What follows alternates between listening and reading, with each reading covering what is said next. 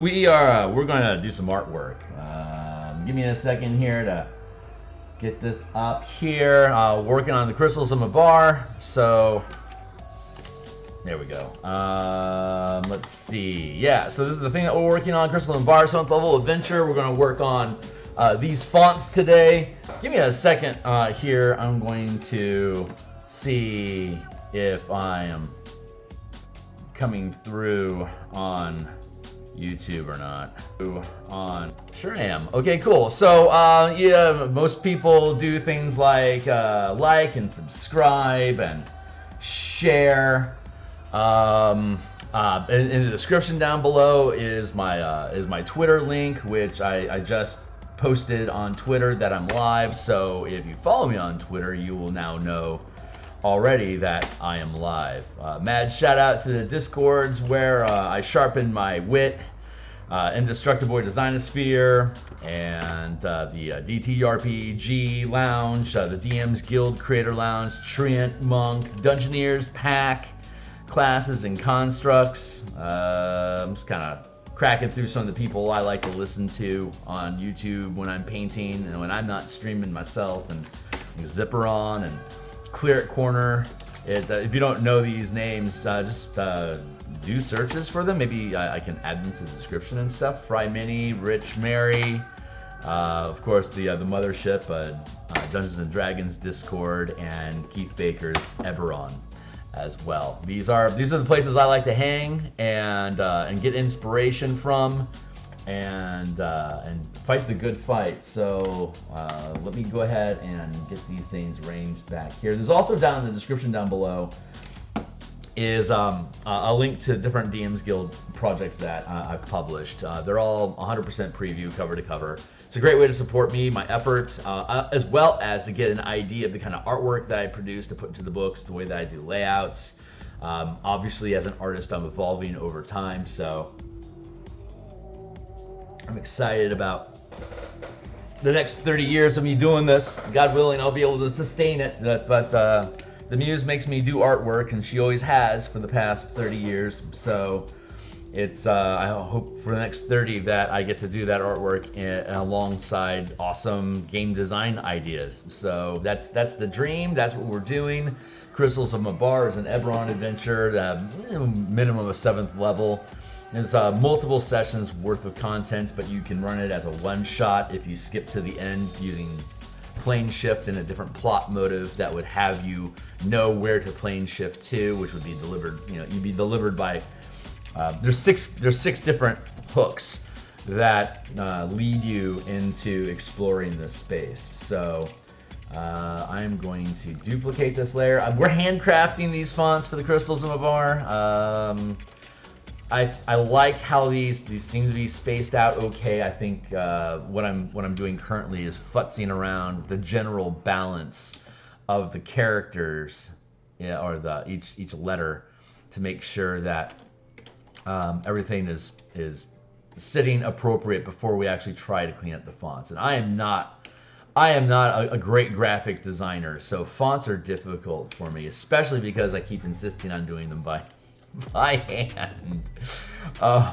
So there's varying degrees of success there. A lot of times I'll use like Bookmark, just like the basic Bookman's. I can't remember the name of it offhand. Bookman something is like a default font that I like to use a lot, and it's been pretty good. Like the books in the link below, the Tap and Tap Burn series that used Bookman as a general font. But I am trying to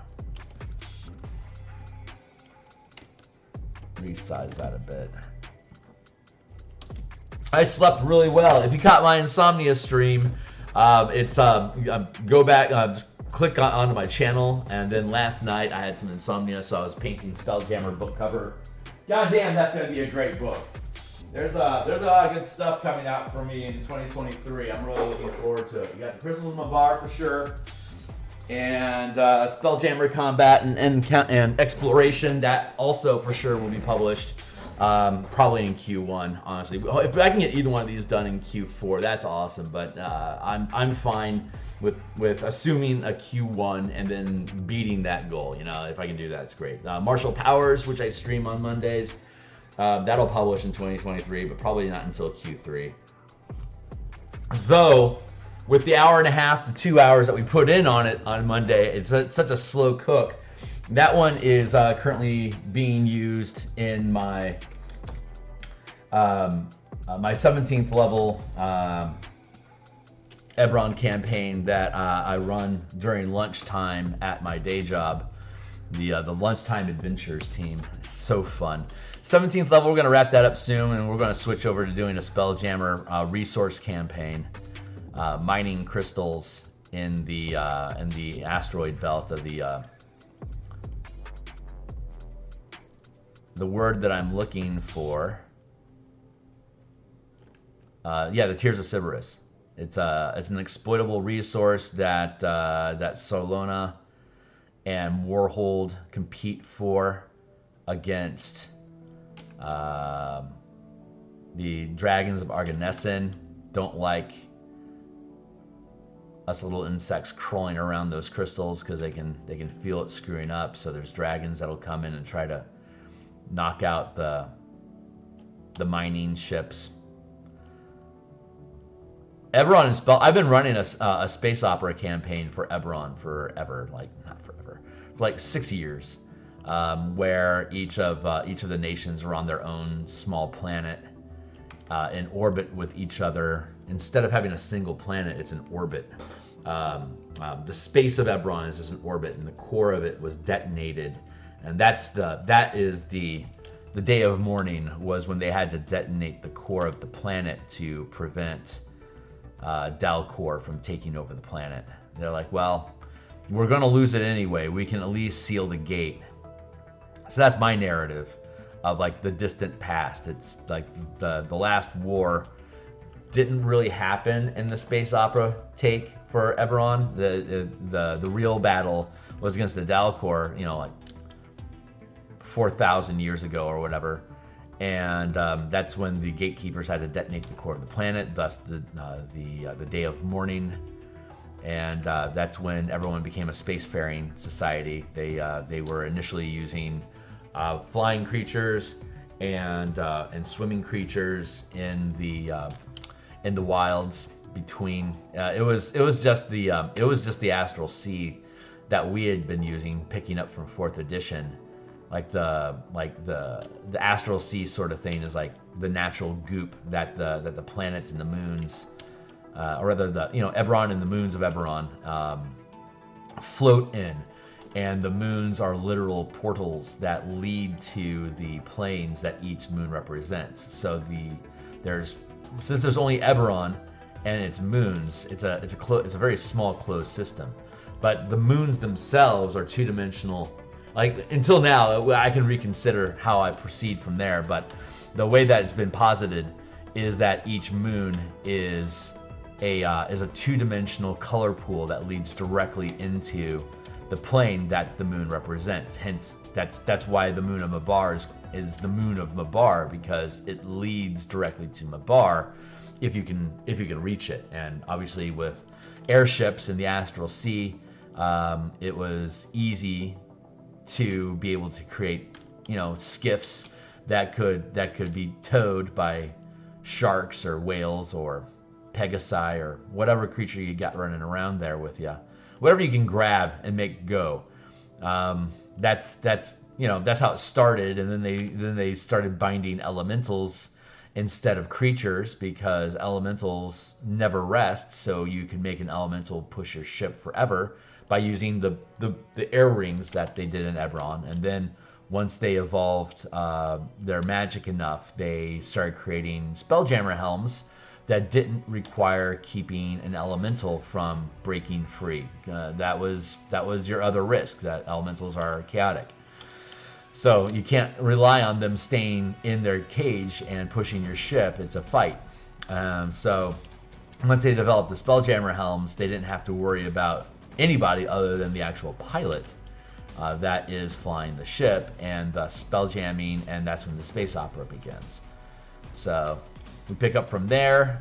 There's each of the nations is its own small planet, and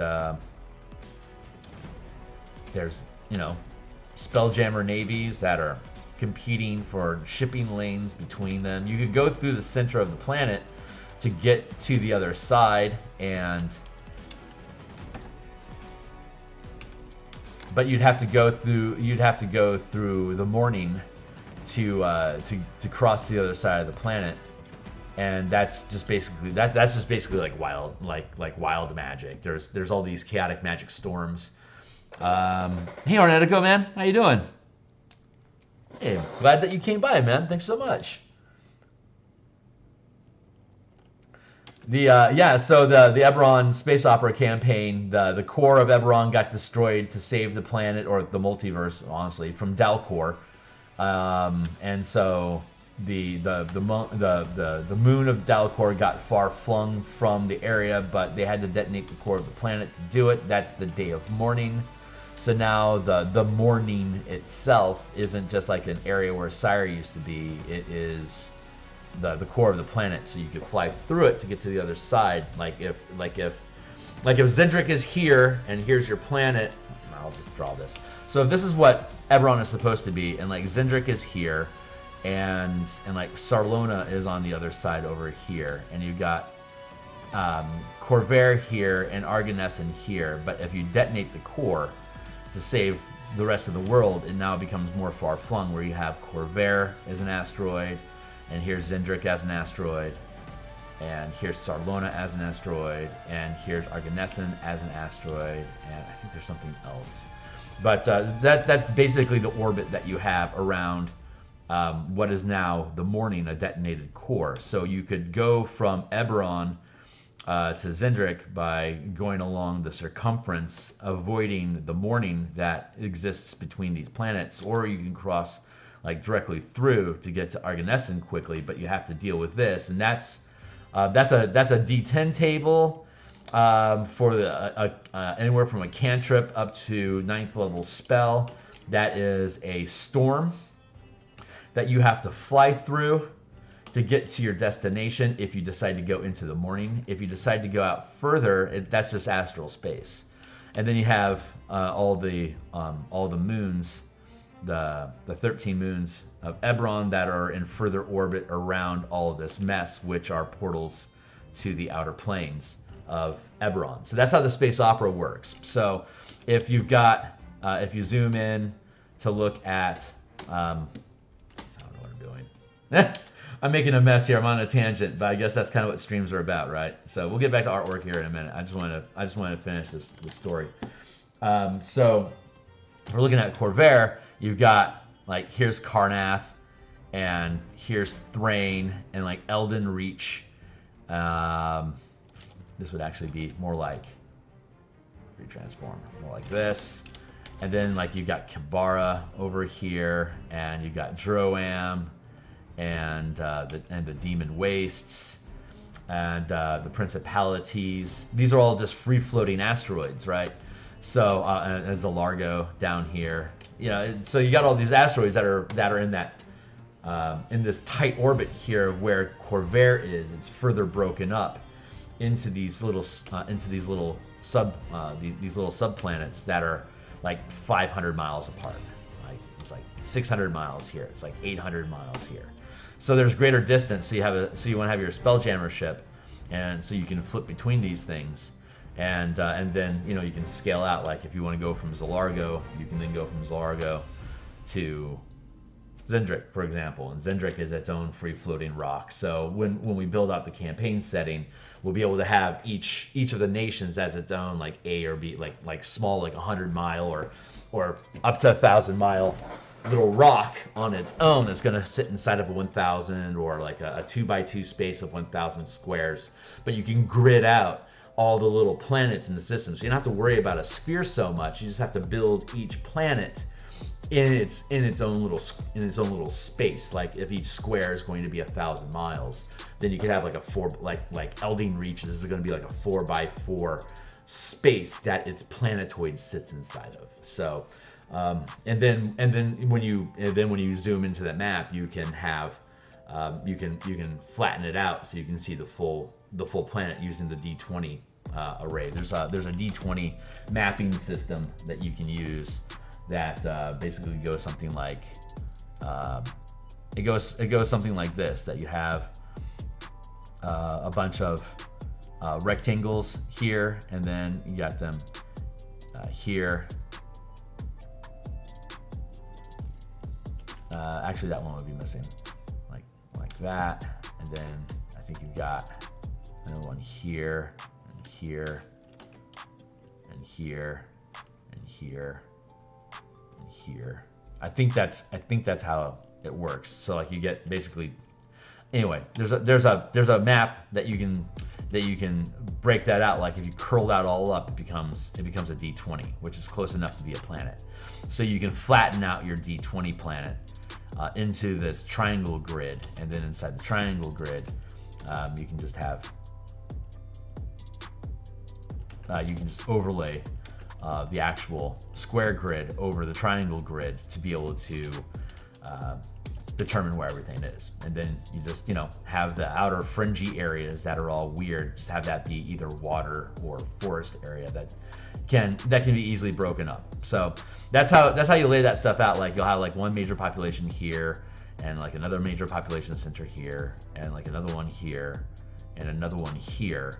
And then the rest of this is like either open terrain, water, or like mountains, forests, and stuff like that you can afford to break up.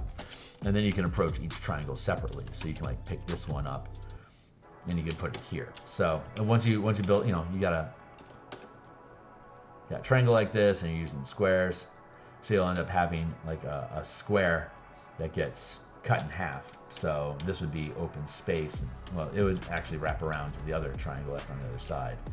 So you can take these squares and map them across to, like, you got like one square here, it can be the same square on another. You get what I'm trying to say, right? If you break these things up into squares, you can modulate the spaces of what you're seeing, but the actual planet is separated into triangles. So you can pick up and move squares to drop into other triangles that are on the other side of the map. So that you can just freely move your map. You can freely scroll through your map and pan it sideways or up and down, and you'll be able to just to flip and move the squares. Like if this is if each one of these squares is going to be a page of separate art, if you reach the edge, you can then move around like that, and then pick up the next one and go like that. So we can have a series of like 10 by 10 maps, and each square of that 10 by 10 is going to be like 500 feet or like 10 miles, or however large the planet is going to be. So then you can lay those all out, and since we have the triangle overlaid on this like that, then and then you got another triangle like this. Once we suss out how many squares there's going to be, then you don't have to worry about the triangle anymore. It's just here's all the squares. Like you can keep moving this row of squares over to then be over here, so that when you reach the edge of the map and you're looking to wrap around again, you can have you only have to do like half of, like if you do half of the map for this side, when it wraps around, you can leave this half empty, so that when it wraps around to the other side here, you can sync it up with that blank space, so that you can have a continuing scroll of squares where like the camera is always centered on that square. So it doesn't pan out. Pardon the pun. It doesn't make sense if it was like to be a giant grid if you were looking at it as a flat thing. But when you overlay that with the triangles, and then you take the triangles and you collapse them into into the D20 shape, all the squares don't seem like they should match up. But when you look at it as a flat map, all the squares actually do line up. So it's just an illusion. Anyway. That's the thought process behind that. So that's like a 2025 project. It'll be a while before that gets here, but like I said, that's the default campaign I've been running in my own game forever. So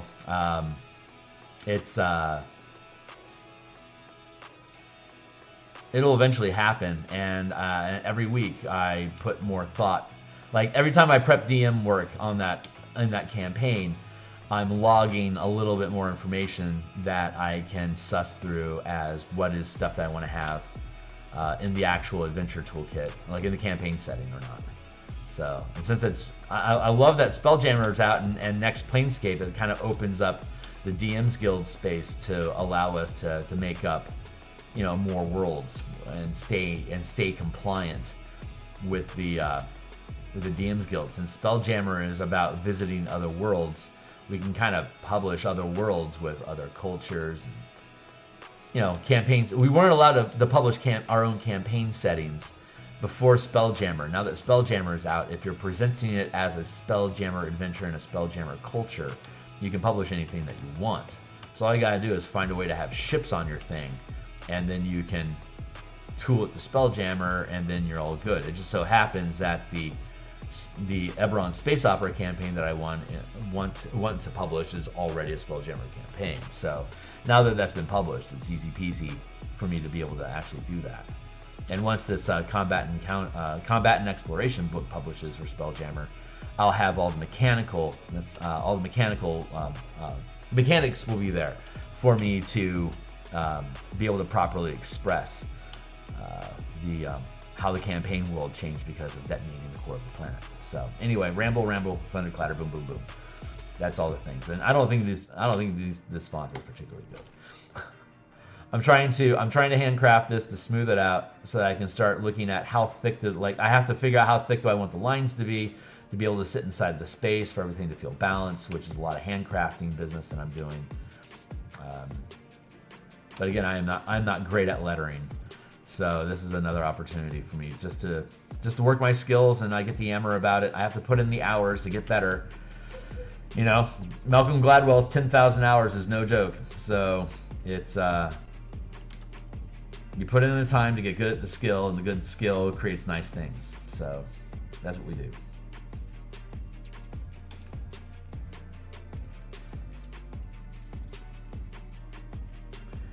So my job is to turn off my brain as much as I can to let the artwork do what it wants to do. I've got my 10,000 hours, so my hand moves by itself, as it were. It's like I have an idea of what I want, and I leave that as like an open prompt sort of thing, like kind of like with an AI, where you're like, hey, I want this, I want these letters to have equal portioning, and to be pretty generic in appearance, so I can get a good idea of what the weight is. And then the command goes into queue, and then I start yammering and talking about stuff. And while I'm doing that, my hand is automatically processing the queue, and so I don't have to really. All I have to do is look at it. I don't have to really think about it. That's what's great about painting, is you can look and you don't have to really think. Like, the less you think, once you've put in the hours and you've built up the reflexes and the muscle memory of motions to produce results. Like, you're training your machine. Once your machine is properly trained, then you can trust the machine to execute the program. So it's like, I want an archer, and then your brain will start processing the steps that it knows it needs to be able to produce an archer. And maybe even create some poses that you hadn't thought about. That's the inspiration. So that's the analog version of AI. It's just the render time is ridiculously slow, as you can see.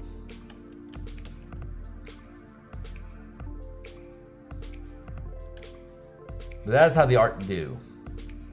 And the program that runs that subroutine is the Muse. So I talk about my muse a lot, but muses have been around since the Greeks, at least, right?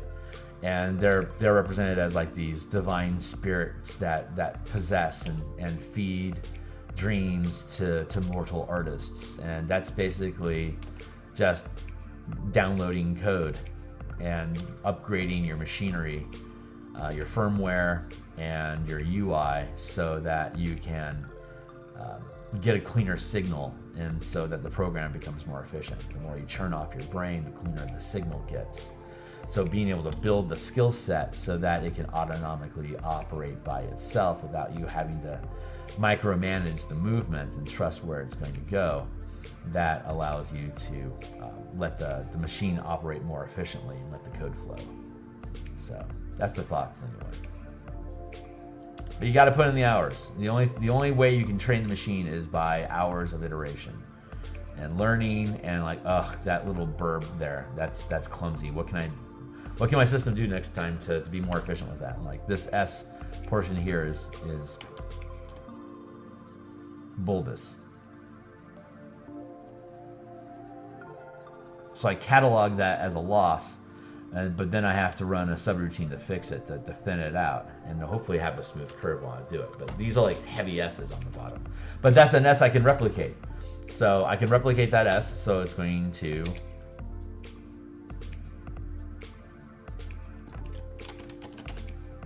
be able to overlap and replace this. So I can go here and do this and blips and chips there.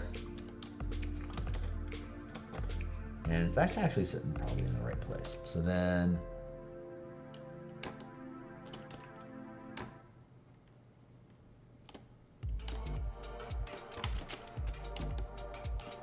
there is a heavier-ness to the letters I'm seeing here at the bottom. Like that S is inspiring me to have like a little weight, a little more gravity at the bottom of the letter instead of the top. So I'm going to probably start integrating that idea to see how that pans out. Not happy with this Y like at all.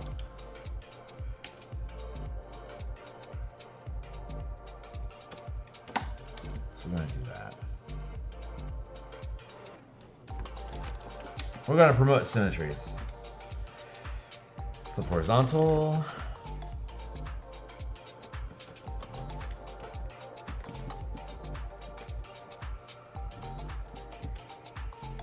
Do tell. All right.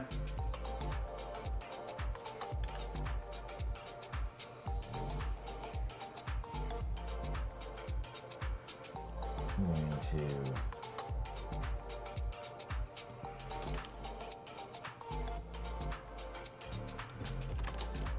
pick that up, merge that down, thin it up a bit. Nice. I'm pretty happy with that.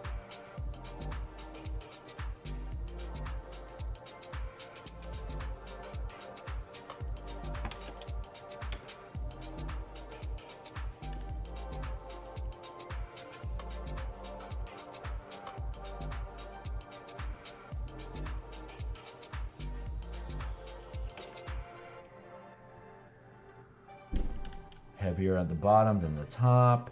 Not perfect lines, but we're getting better. And I'm going to have this heavier as well.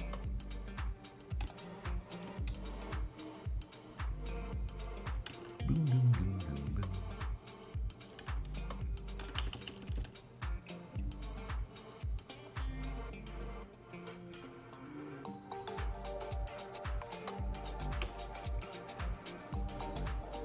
Merged out.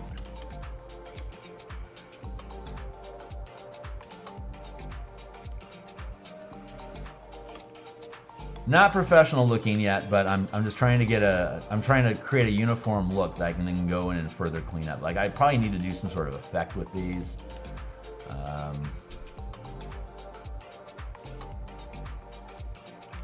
I don't know yet. I don't know how I'm going to process them, but I'm just got to put in the hours to get the thing done.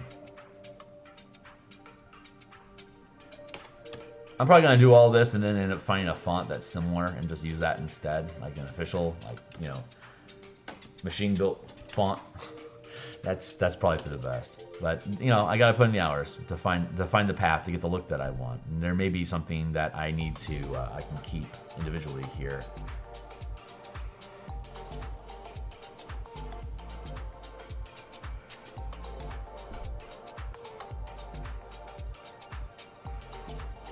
Still sloppy as all get out.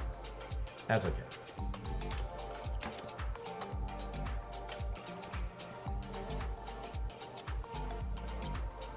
That's my 8% there. I actually want to be more like here.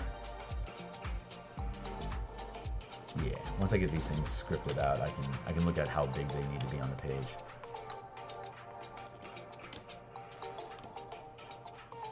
There.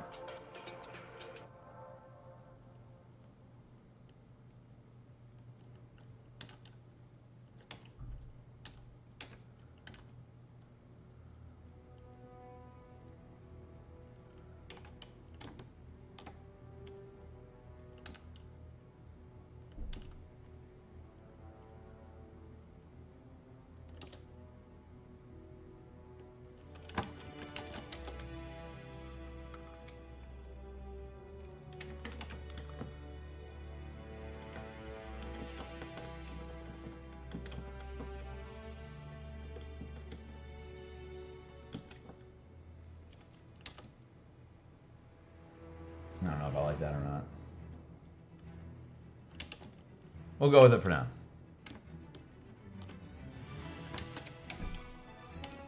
Picking that up there.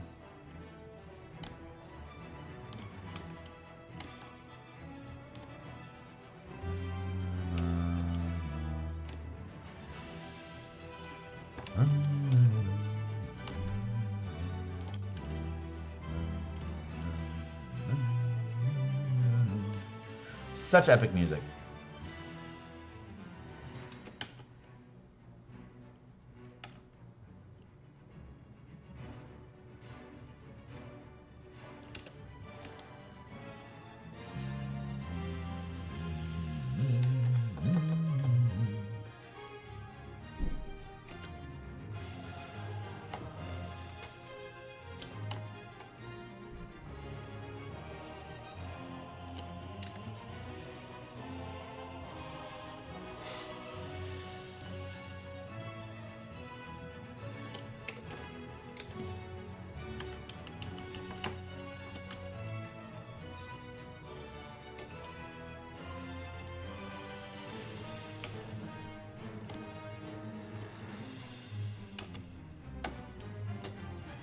I like that little extra, just little extra bit of weight. I think that makes that. I think that feels right.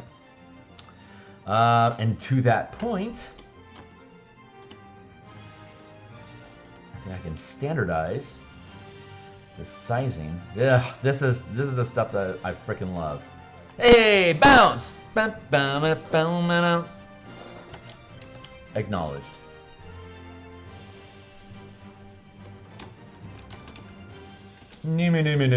Clank.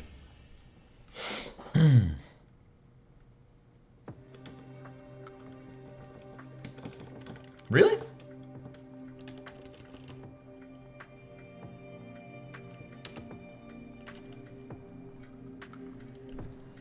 Gotta admit, I like how you've got the title text there. It's simple, but it conveys an interesting tone. No kidding. Wow, thank you. I mean, obviously the frame needs to go away, but it's a start, and I mean, there's a listing that we can see here. So once I reestablish the line, I can reassert that baseline, like literally there. Like the CRY seems smaller than TALS, but that's not surprising. Oh yeah, that C is definitely off kilter. Okay, cool. If I fix that, I bet the rest of it will feel good. But thank you, thanks for the compliment. It's building fonts is certainly it's a skill that I super respect. For those that develop it. Like the Spelljammer cover that I'm using, the actual Spelljammer word was Nathaniel Rue's DMsGuild product. Total worth it was like $4, I think. Totally worth the purchase because boy, it looks perfect.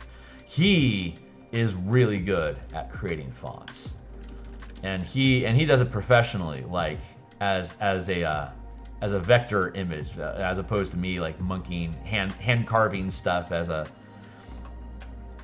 raster image is only useful if it's at this exact resolution, you know, and it starts to get hanky if you create it, if you make it bigger or even smaller. So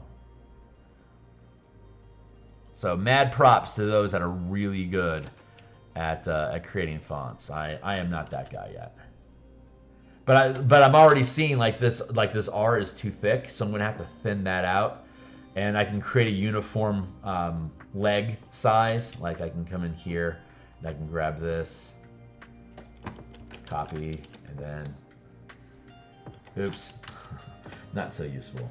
Let me collapse all of this so I can grab that T, and I can use that T as the base for my Y.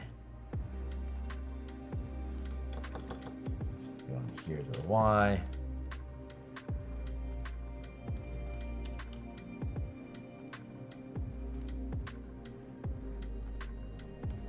I bet I could. I bet I can do something like this.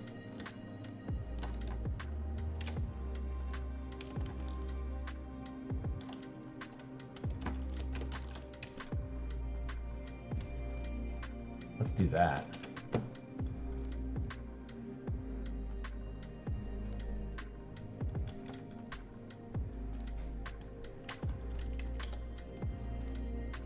See how that pans out.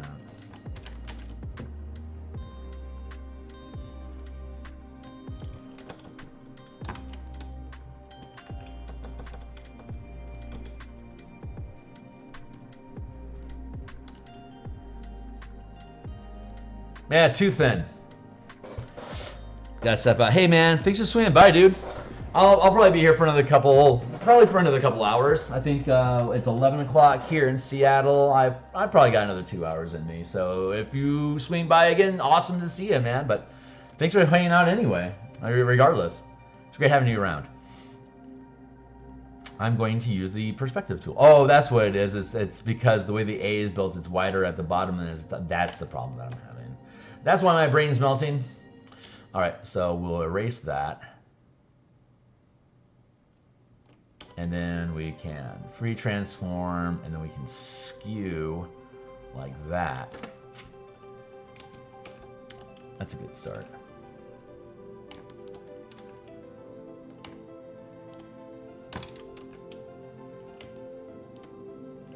Too much.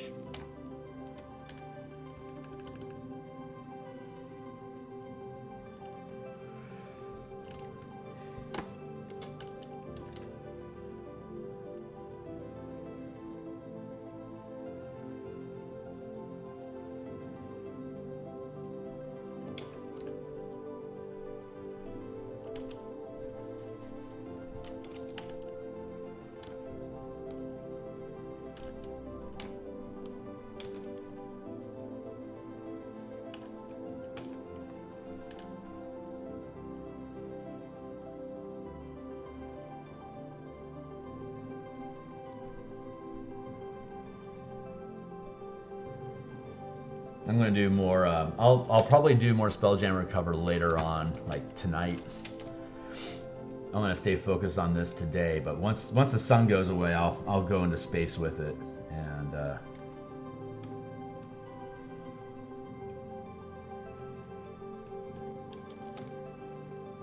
transform, flip horizontal.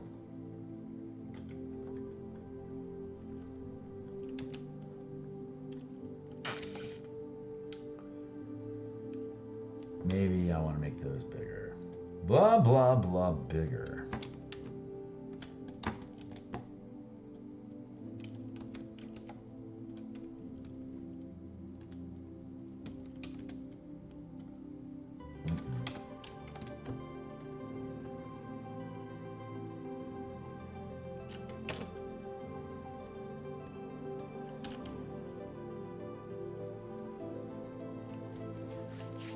That feels decent.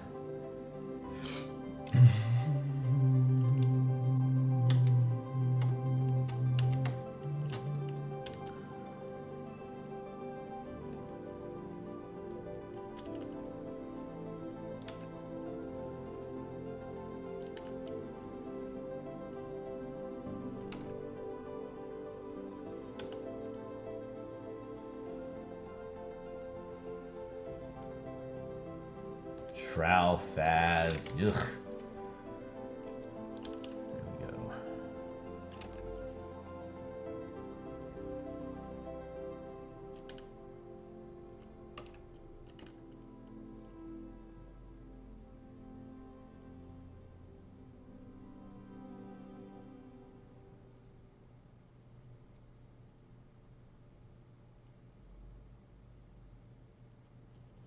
I bet this, like, I probably need to thin this up a bit.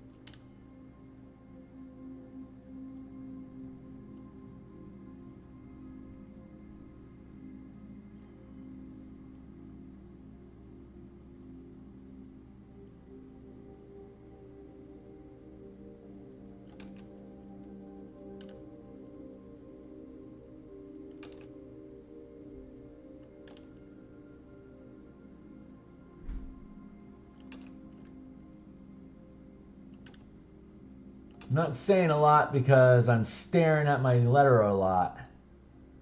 I think my muse is angry at me for cutting off the flow. I think I need to think less and push more pixels. That's not bad.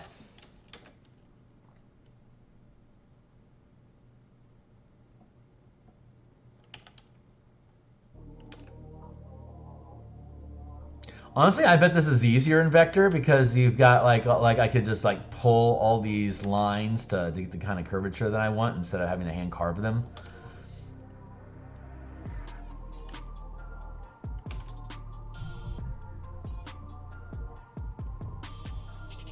I am not versed in vector tools at all.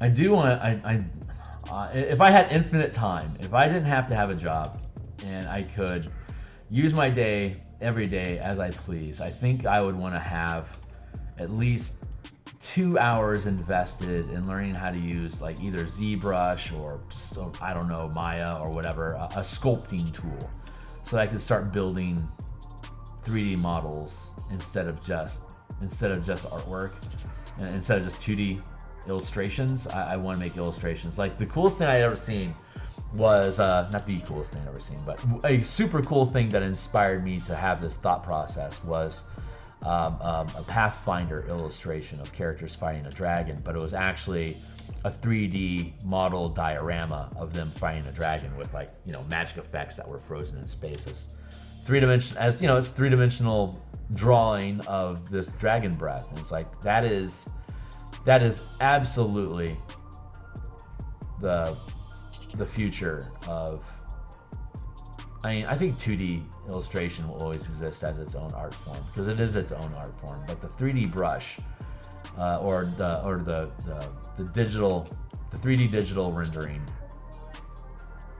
is like actual sculpting, and it's super compelling to me. It's just I like the idea of being able to lock the camera on one perspective as though it was 2D, but actually build 3D models out of it so that you can then pan out and change your angle of approach to look at the image from another angle.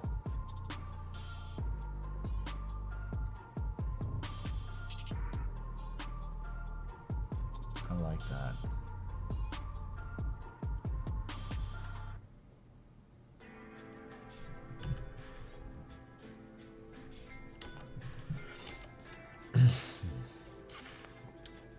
Not bad, not bad. Well, we're going to get rid of this ass and we're going to drop that new one in.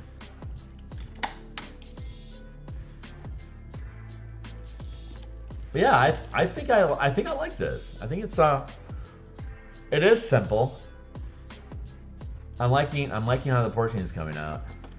But this is just, you know, second draft. Like I like that letter idea, so like it was framing like this, but it's just that the proportions were just getting too weird, so I couldn't stick with it. So I had to go to this more traditional block style, which may mean I need to change the layering of. I hit the save button. I may have to change the layers so that this fog stuff here is further back, so these trees can push forward more, so it fills this space. Or I may find something fun to do with it, like creatures or something in the mists.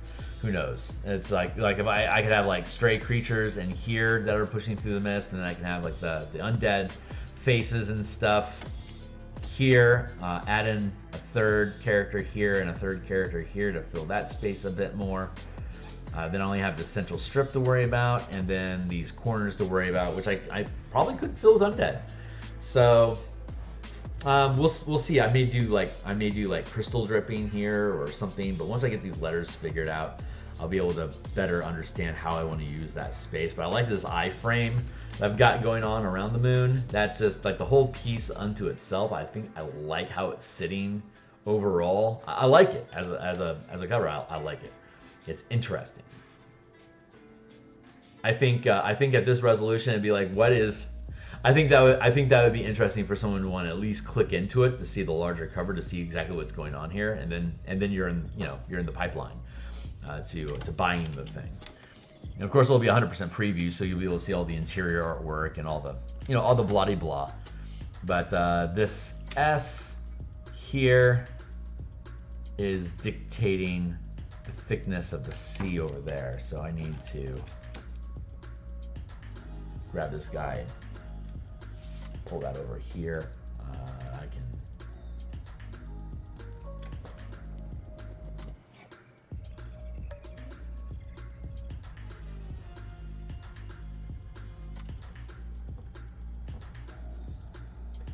like that.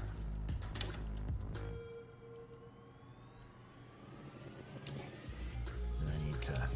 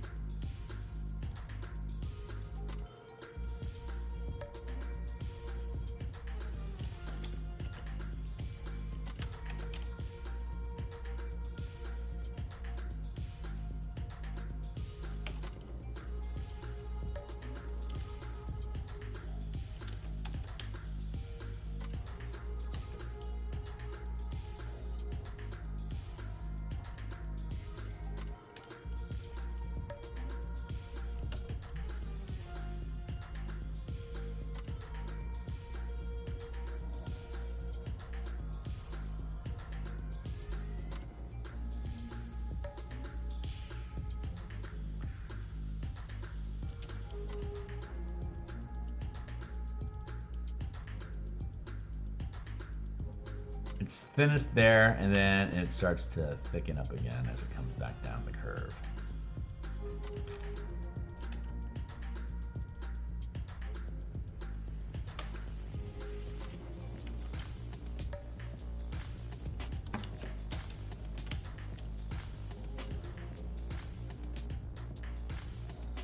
That feels right. Ooh.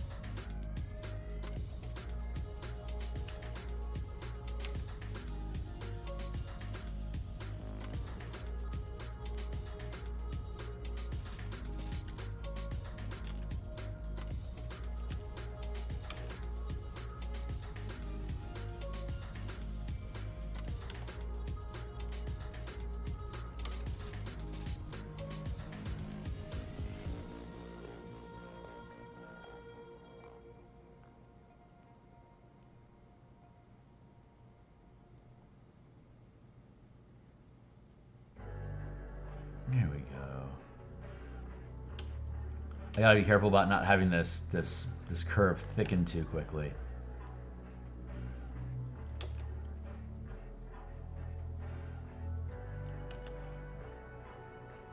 Something like that.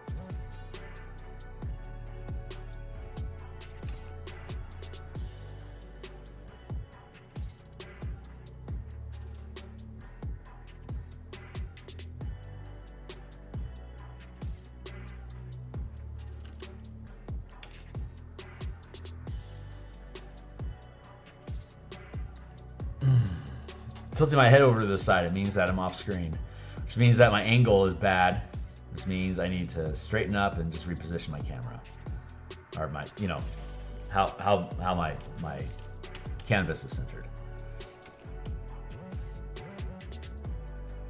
There we go.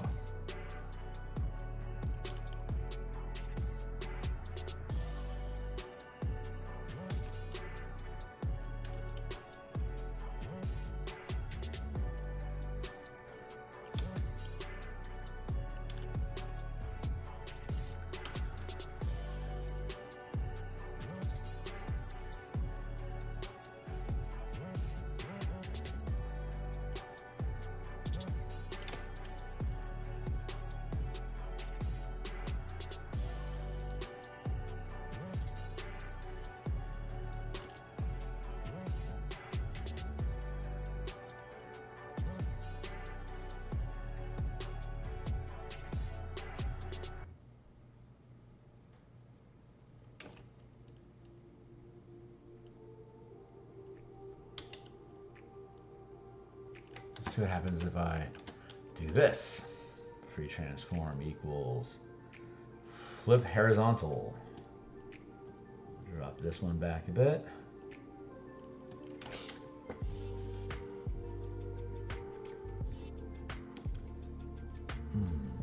That curve lines up. Nice.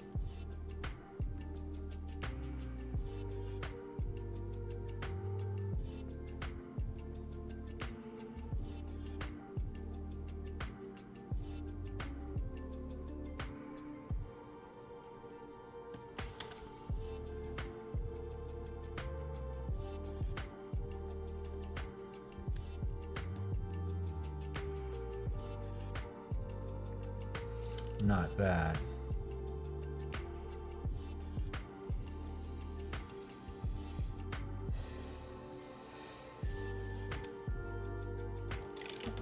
Duplicate that to avoid mistakes, but then we can just carve it out.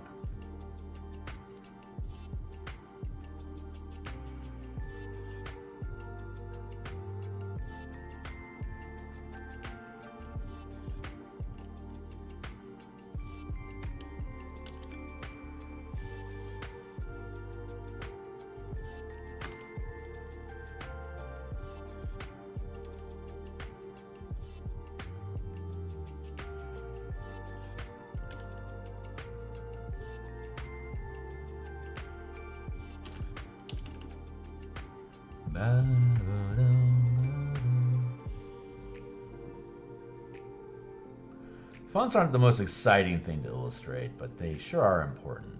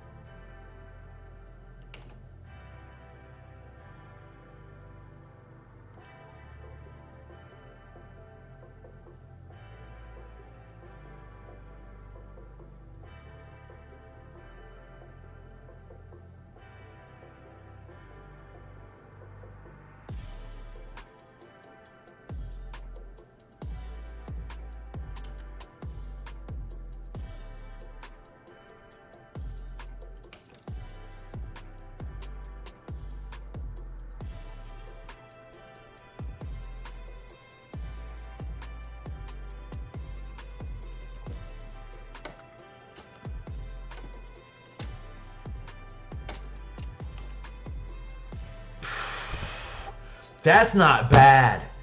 That is not bad. I need to fix that R, but this is working. This is a decent set. So I think we can keep this. Hell yes. All right, I'm gonna refill my coffee here real quick, and then we'll work on that R, and then we'll switch over to the rest of the word. So I think we're gonna get through this. I'm not sure what we're going to do to make it more fancy. Other than just that, I feel like there just needs to be additional graphic elements involved with it, other than just the plain letters as they stand. So hard to say how that's going to shake out, but we'll see. We'll see. I like that R though. That R sits pretty. I'm going to grab all these things and bind them together. Whoa. Yeah, don't need that anymore.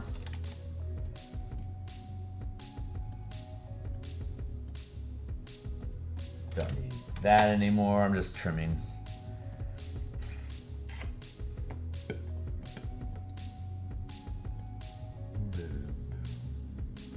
I'm going to change that to trash.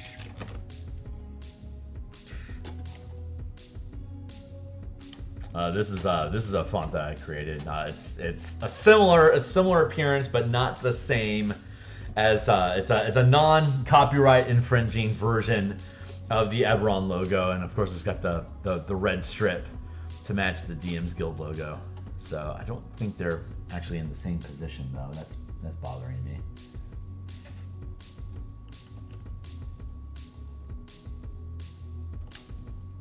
That's bothering me even more. Thank you. Get rid of that little artifact. There.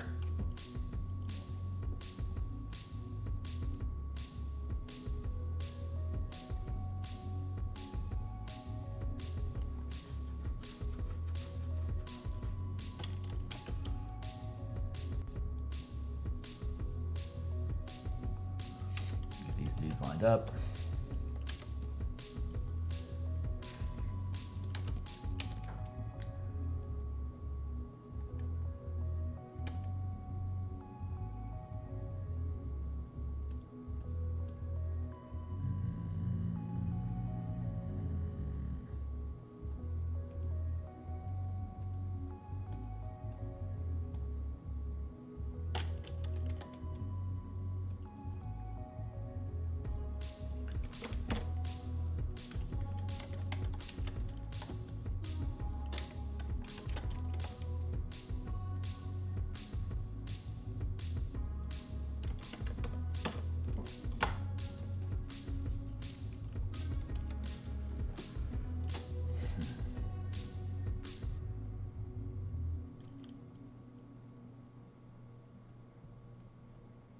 Interesting.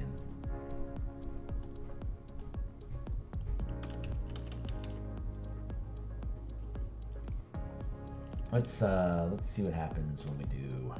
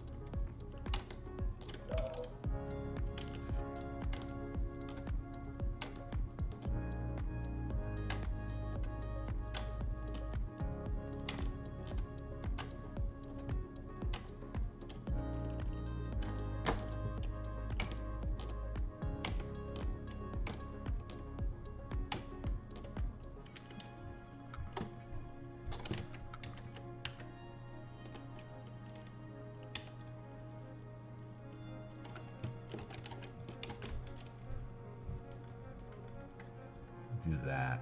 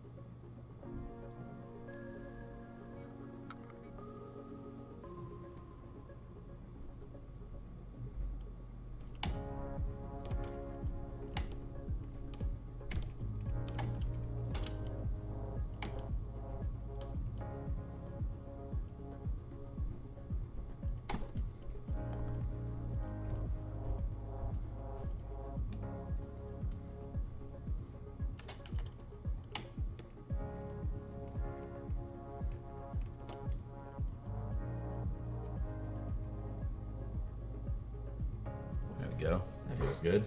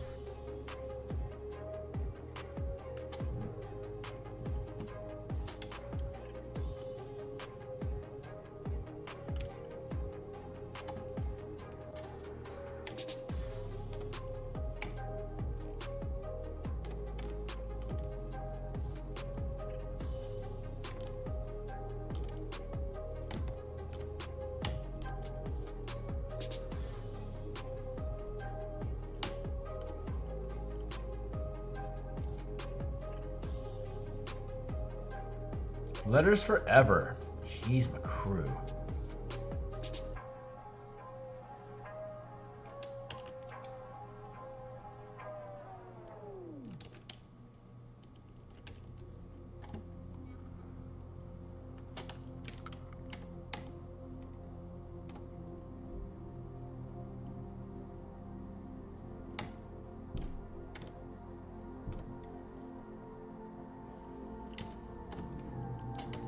There we go. I'm pretty happy about that now. So let's go to here. Push you to the corner.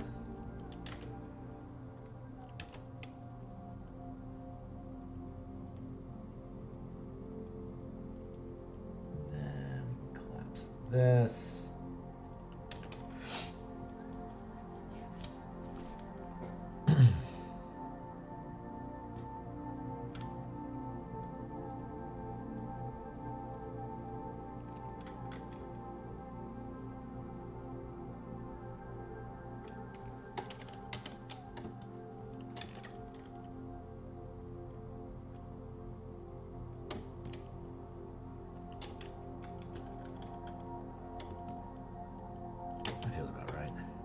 Nice. Okay, cool. So we got that taken care of. Let's go back up to here. We'll hit save.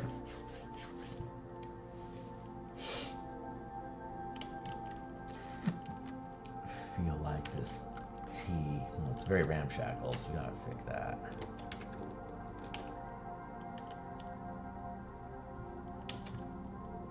My spoon is too big.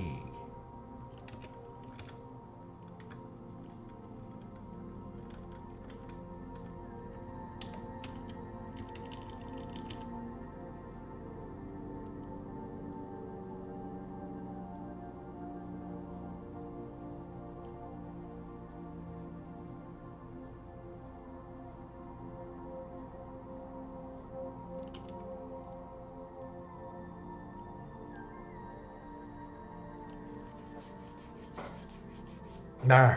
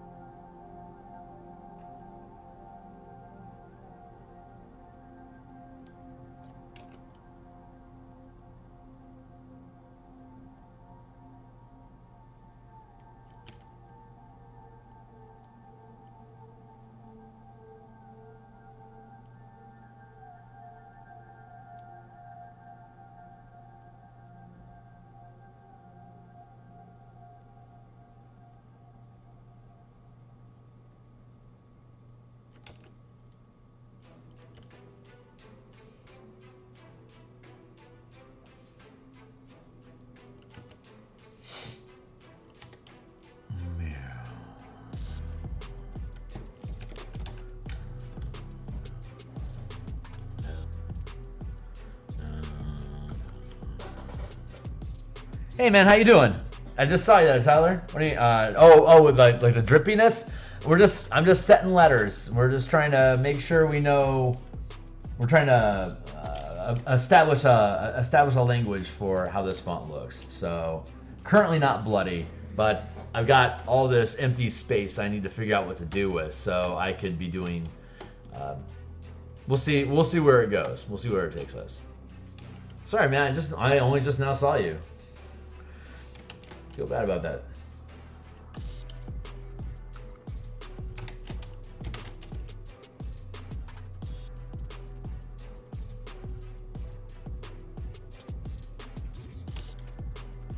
That's looking pretty rough. I need to clean up that rastering, as it were.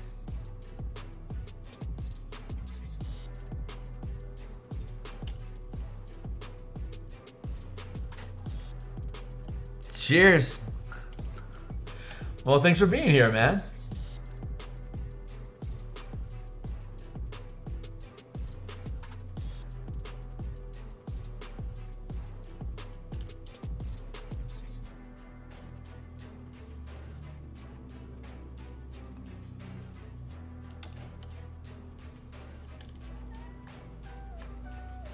It's time to bounce.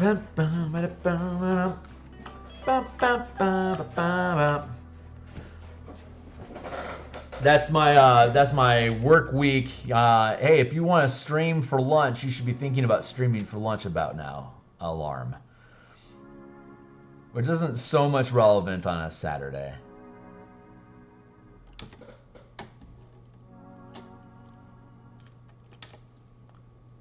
We'll do that one more time since I futzed with that S again. But yeah, first we gotta establish we need to establish a commonality between the characters with weight. Like that R is different from the rest of the letters, and that Y, like the top bits of the Y, are wider than the top bits of the S and the L at this point. So I need to standardize all that stuff. So then I can like actively play with it and like take it from just being a letter to becoming more of an image overall. So does that make any sense? I don't know if that makes any sense. Shout out if I make any sense.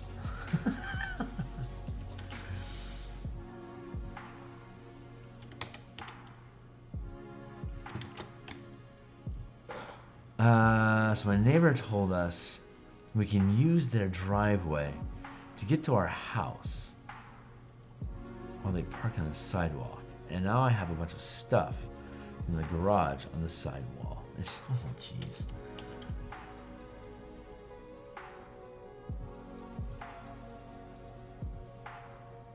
Nothing's ever easy, man.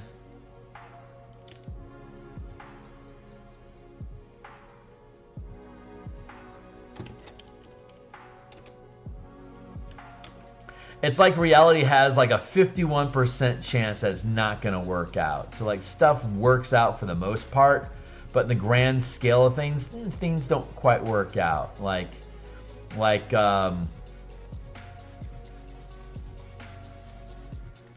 like it's 49% law, 51% chaos. So like systems eventually break down. No matter how stable they are, they eventually go fritzy. No matter how good a relationship it is. There's going to be conflicts among your friends, stuff like that. There's like just that like one little, like if I create this machine, chances in the large scheme of things, something about it will break easier than for it just to remain active forever, that kind of thing. So I don't know how to word it properly, but I think there's I just think there's like in the mind of a kid. Like, if it's a good idea and it seems like it's cool, it should be able to work. But it doesn't because of, like, engineering and physics and all of these, like, billions of, like, little subroutines that run around inside of reality to make matter and energy mesh properly. But in the mind of a kid, like, if I string together some boxes together, that should be a flying machine, right? It's like, no, there's, like, a shitload of physics that are not going to let that work. But it makes me think, like, kids are so fresh and, like, they haven't been beaten down by reality yet. It makes me think that, like, if we actually do come from someplace beyond and get inserted into these bodies, wherever it is that we come from, it's not like there's a 49% chance this idea is going to work and then you're going to have to work on, like, hell to get over that 50% hump. Like, where we're coming from, it's like 99% that your shenanigans are going to make sense. So when you get dropped into the body, and you're a little kid, and you have this imagination, and you get frustrated because stuff that doesn't work the way that you imagine it to. Because I think we're coming from a place that the rules are, if it seems like it should make sense, it does. And it will, like Marvel Universe, for example, with magic and stuff like that. Like, wow, you have magic here? Like the Multiverse of Madness or something like that. It was like, wow, you guys have magic here? That sort of thing. Like, it feels different here. Oh yeah, that's what it was. It was Homecoming. Like the air here, it feels different. It's because it had a different proportion of absurdity, of shenanigans just automatically working. Like the MCU universe is like, there's like a 60% chance your crazy idea actually works. But like core reality, where souls come from, is like there's like a 99% chance whatever craziness you're thinking of, it actually will work. It's just you got to think of it. And then we get dropped into this reality where like nothing works. And it's like a training ground to make you respect how easy. It's like your parents are sending you to camp to teach you how easy it is that you have it, but you're voluntarily going there yourself so that you can get a new take on just how easy it is to create things. Like realities like this make you think about the minutia. You have to think about how all these things come together, and ultimately it makes you a more mature creator because you're taking more variables into account instead of things just having like the dumbest idea that you have just happens to work. Then all you have to do are have dumb ideas. It doesn't matter if they're good ideas or not. It's just even the dumb ideas work. Well, what happens if you actually want to cultivate a society that will automatically work no matter what it is that you think of, but you just don't have the willpower to create good ideas? Let's drop you into a place that's going to make you think about, like, bad ideas will not work here, so they have to be good ideas. And then the struggle is making it work. But then when you die and you have that mentality of this stuff has to make sense and it has to work, and now I have infinite resources available for me to make it work, and bam, it works. But not only does it work, it's a really good idea. So I think that's what this whole reality thing is training us to have good ideas that will work, so you can bring that work ethic, that working ethic, back to heaven with you. I don't know. It's I won't know until I'm dead, but it's a working theory, as it were. It's my theory, and I'm going to stick with it.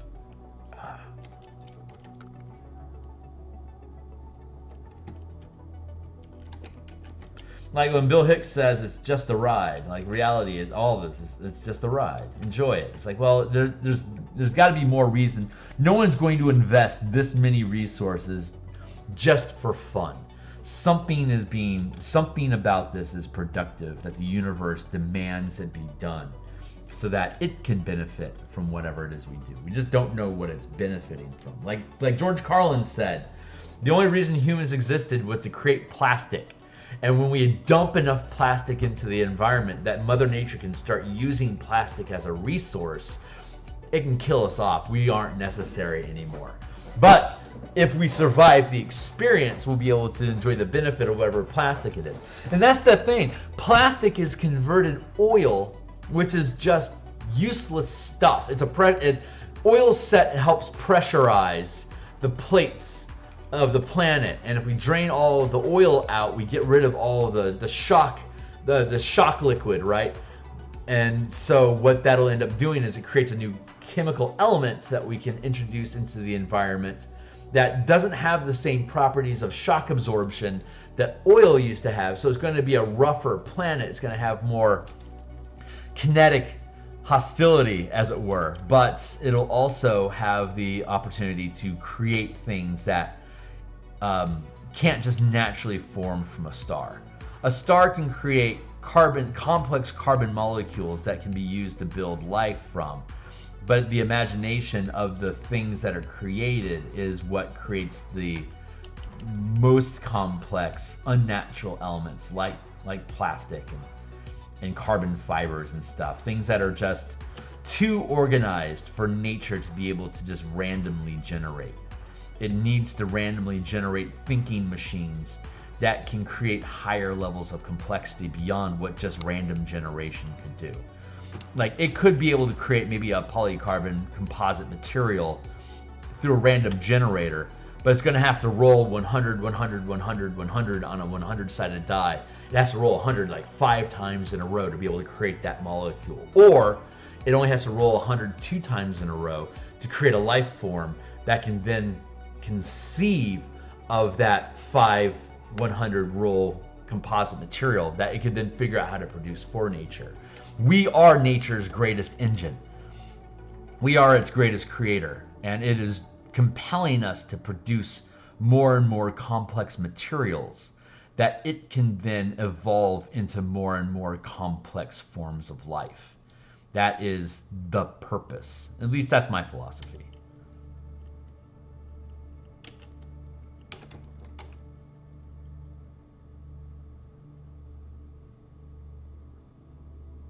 That is my philosophy. All right, I'm on the wrong path here with this R. What I actually need to do is grab the top of this C and then drop the opacity down. I think there's some text going on here. Man, a Calvin and Hobbes go to summer camp would have been amazing. Holy crap! Like when you're driving, you forgot your tailgate is down and a mirror slides out of the back and breaks. Yeah, exactly. Yeah, exactly. The tailgate just naturally falls into chaos. It's crazy.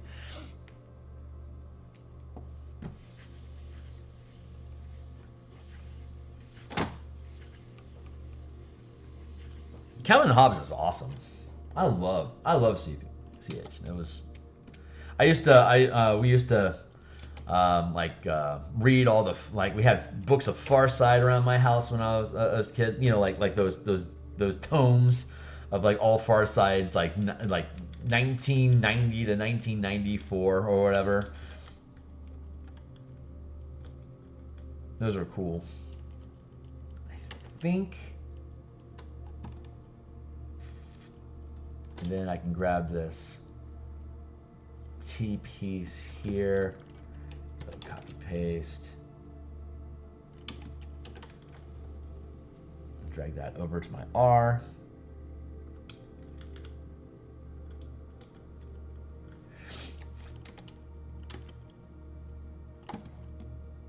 Is there a what? How did?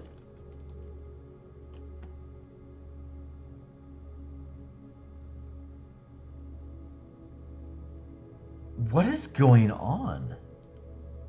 Oh, okay. Yeah, okay. That tracks.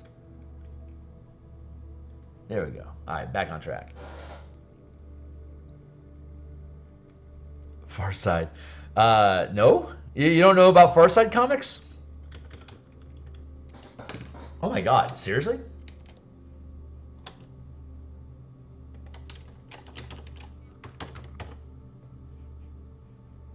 The Far Side comic strip. That's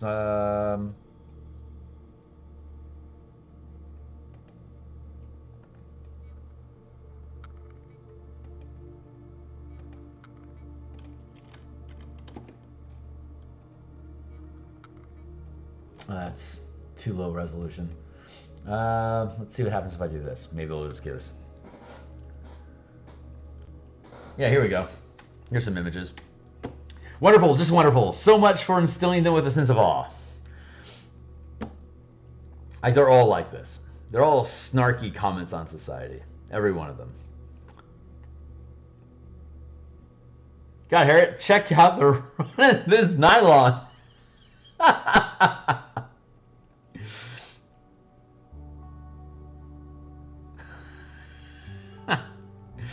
These are just fun. Hold on.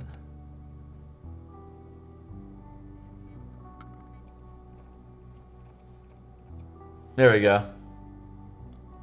Danger, watch your nose. How attack me dogs are trained. This stuff is awesome. Just nibble at first, but when you hear them yell piranha, go for it. There's literally thousands of these. He did them for years. Like every day he would create 2 or 3 of them. It was ridiculous. Don't.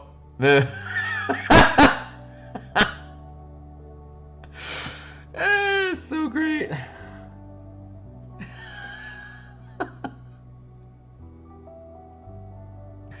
Too fun. Oh my God, Farscape was amazing.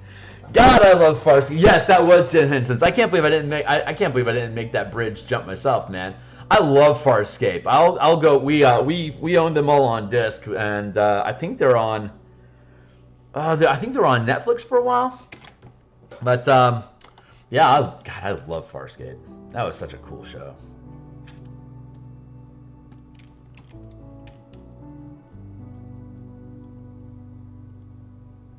There. Oh, look at that. It's a serif.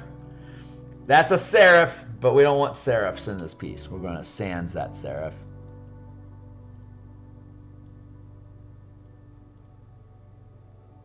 I want my R. Sans serif. Thank you.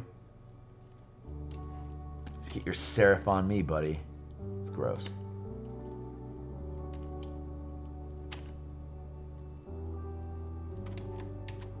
Nobody wants your stupid serif, Roger.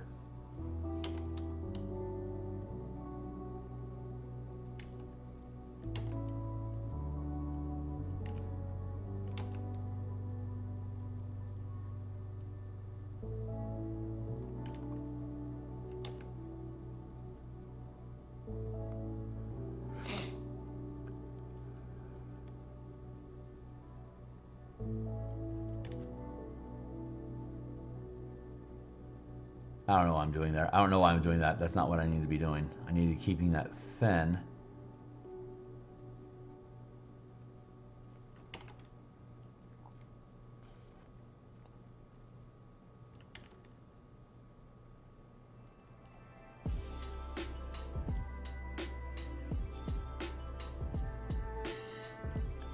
Like that.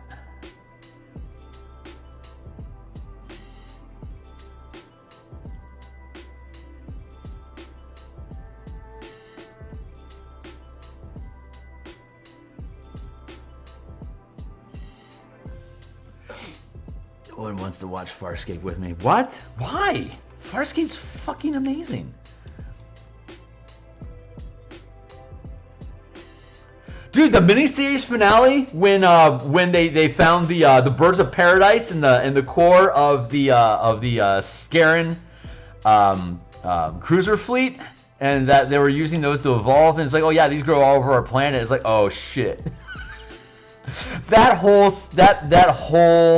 like that whole 3 episodes was just like amazing, just ridiculously amazing, and the whole Harvey being inside John's head, that was awesome, and like just Scorpius himself was just wicked cool. I love Farscape. That show is far too good, so freaking awesome.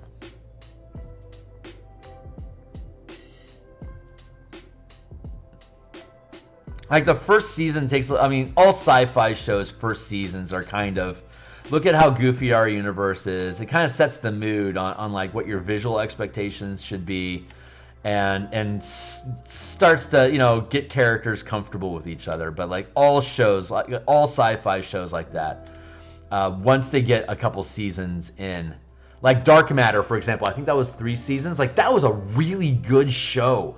Once it got past its first season, because like the characters got, like all the actors kind of got comfortable with their role, and then they started riffing off of each other a little bit more. Like that's just how sci-fi shows just naturally evolve. And I love that. The Expanse was pretty good about that. It was, I mean, obviously it was coming off of a book, but I still felt like the characters like clicked together after a while.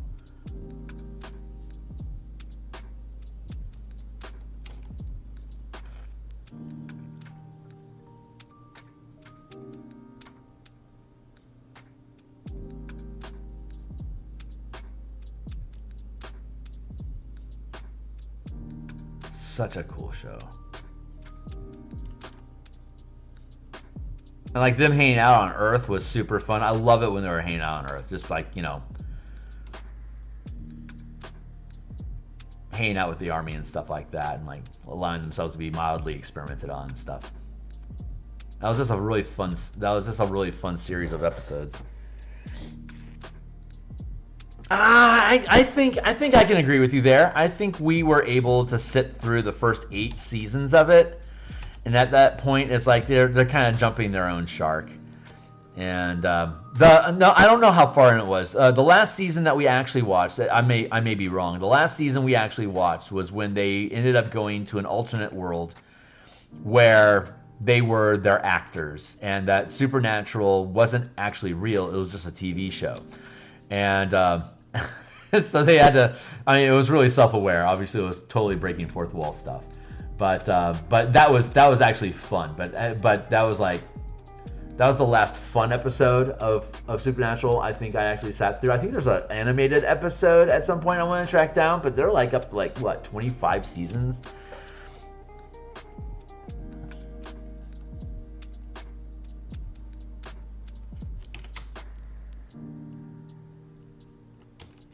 What's your idea for a podcast?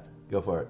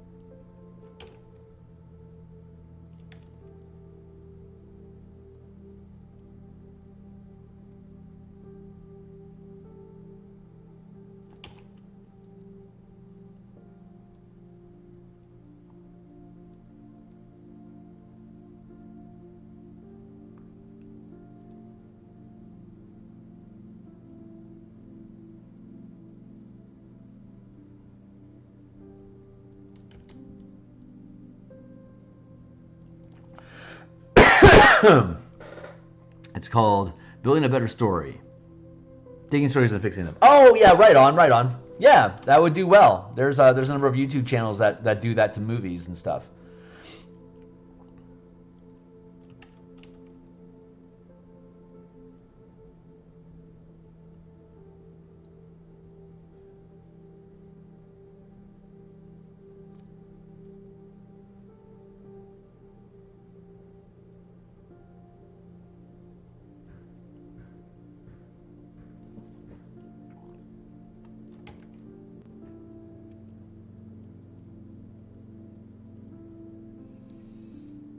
There's a curve that I'm putting in here, which means we're looking at killing edges like this. So we have to build curves into the edges.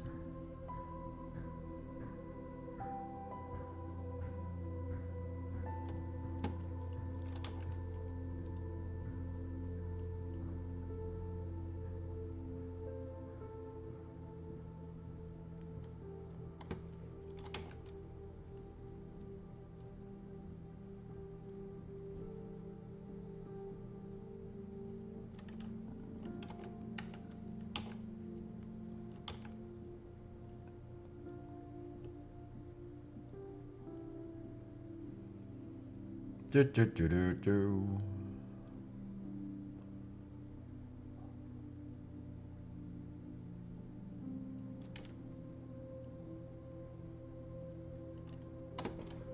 Is that good? That's good.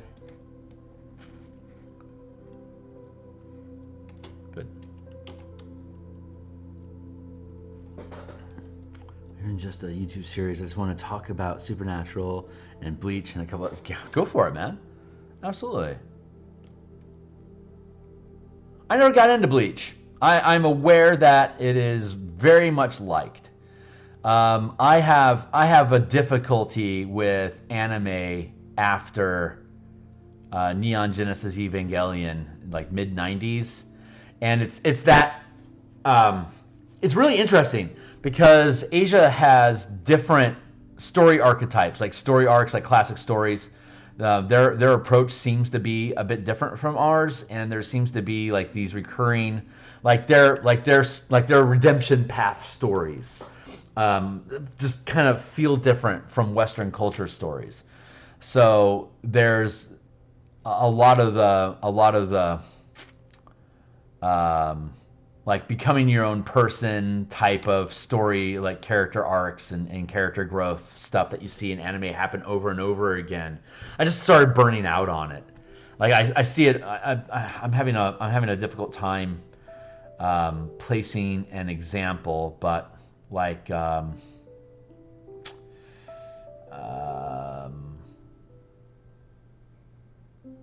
what's a good example? I'm pulling a blank right now, but I haven't really thought about it in a couple of years. But it was just at a point that I was I think it was like something Neptune. It was like a space show where people were stranded, and it's like I was watching it. It's like, this feels like Trigun without the humor. And so I couldn't get into it at that point because I'd already decided, well, Trigun was actually a really great show. This isn't as good as that, but it felt like a lot of the same story beats. Like, that's a horrible example because I'm having a hard time remembering specifically. But the rash of the rash of anime that I was bumping into as of like year 2000 plus, it's like, this feels like insert something I said, like this feels like Nadesico. Or like this feels like Fooly Cooly, or this feels like El Hazard. Like there's all these stories keep getting recycled, and it's the same story. I mean, it's happening in Western culture a lot too, but it was because Japanese culture has different story arcs. I think I noticed it more quickly, and so I don't know. I love anime. I just have a hard time getting into the newer stuff. And I hate how Netflix puts out anime and doesn't seem to care about subtitles. I'm gonna have to get Crunchyroll or something because I absolutely hate reading. Like if it's a gun violence show, the last thing I want to have to do is fucking read when I'm trying to see all the pixels that you guys push across the screen and make that guy blow up. Like Ghost in the Shell is intolerable in Japanese, just because it's like, God, there's so much going on. Do not make me move my eye away from this to read your stupid fucking story. Just hire a decent voice actor and tell it to me, because the visuals here are way too amazing. That's what I think angers me the most about anime is whether or not they're going to bother providing an English translation of stuff. Like I want to watch Spy Family, and I think I have to buy Crunchyroll to get access to a decent translation of it, because I absolutely will not watch it in English, in Japanese. Same thing with the Cyberpunk series that just came out. Like I absolutely do not want to have to read that.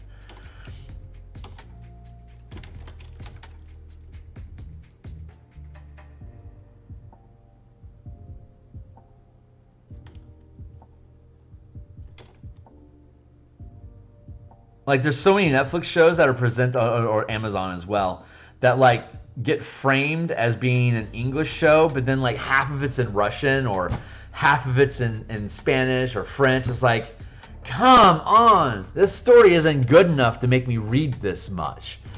It's like, figure it out.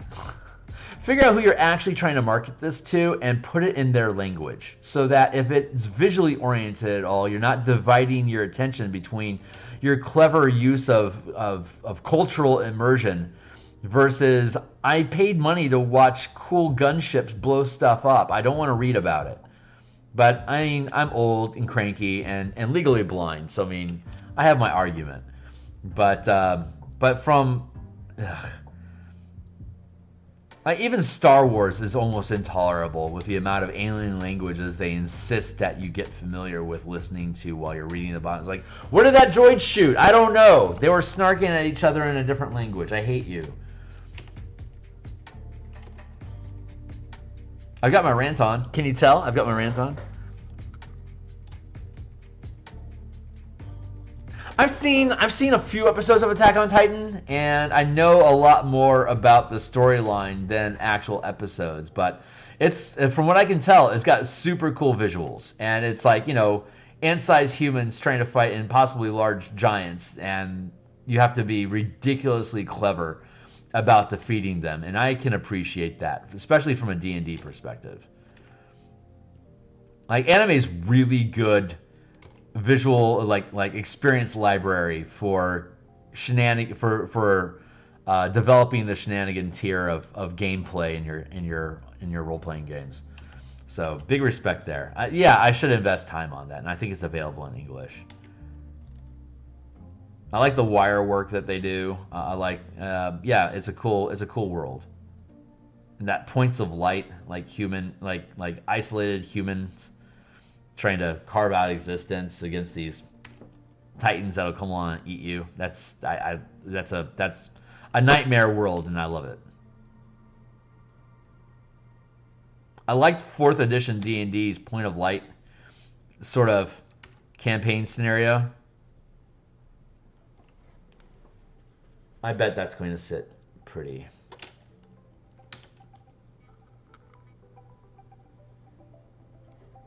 Tear out the R. Wait.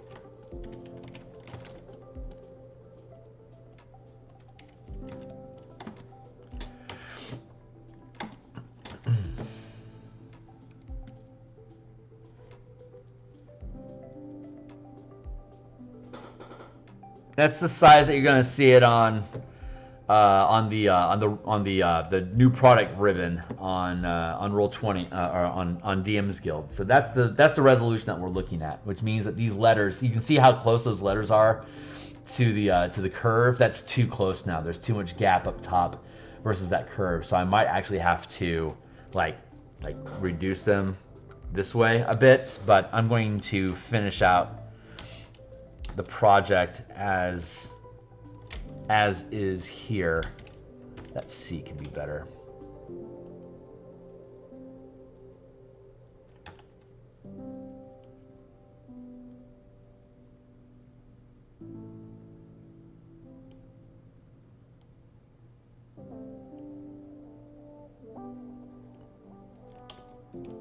There.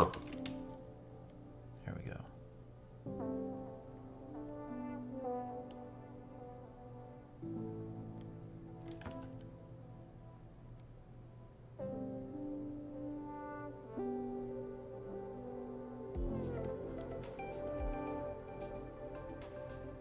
I know the undo button is making me a lazy artist.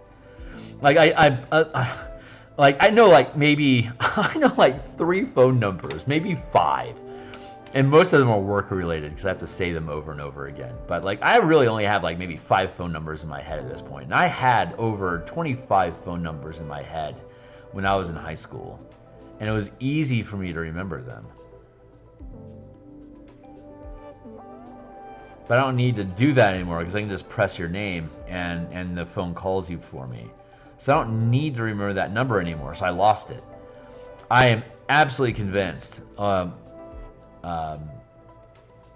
before digital painting that good painters were incredibly confident.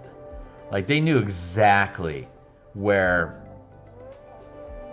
like the thickness of a brush was going to be. Like they knew to the pixel, to the plank length, where that line is going to land. Like they didn't need, like they could, like they'd be able to do this and it, like the legendary Van Gogh perfect circle or whatever, or it was who was that? Yeah, that was Van Gogh.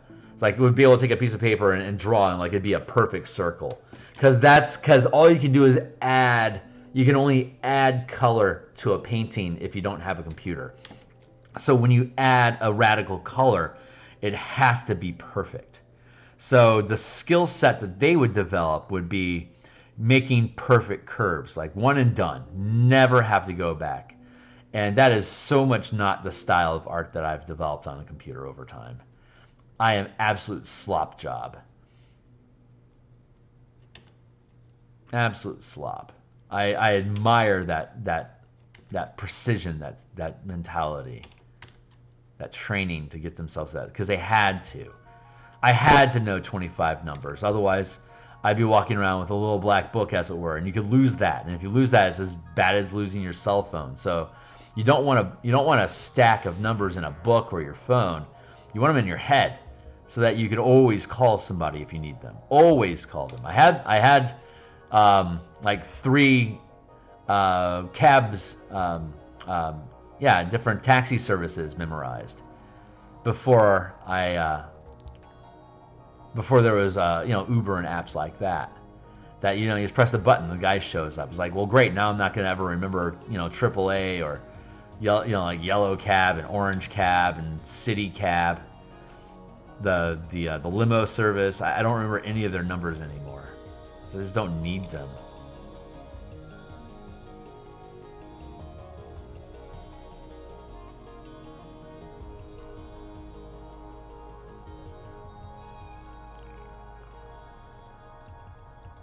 But there was also a lot more hang time in the past. Like, you were going to be waiting around.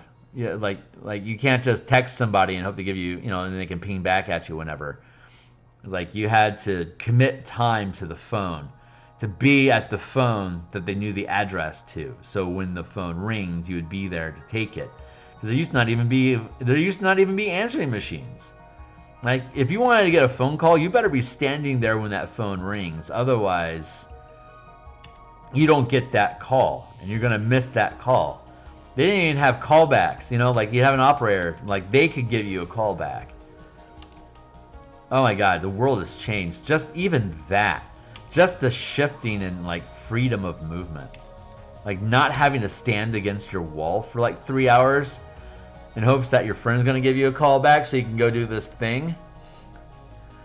It's ridiculous. Or like the only way I'm ever going to find that girl is if I go back to that restaurant and hope that she goes to that restaurant at the same time that I'm there. It's like, that's why you needed malls and like you needed bowling alleys, and like the roller rink, someplace where scores of people, if not hundreds, are going to be at the same time, and that it's a community hub, because that was the only way that you were going to find that person that caught your eye for you to re-engage with them again, because you can't find them on Facebook because there is no social media. So it was brutal. Very, very different hunter-gathering mentality. Like, you had to camp. You had to camp the spawn zone where the thing that you want to talk to again is going to spawn. And if you're wrong about your spawn point, then you might not ever get to talk to them again. It's like, jeez, McCrow.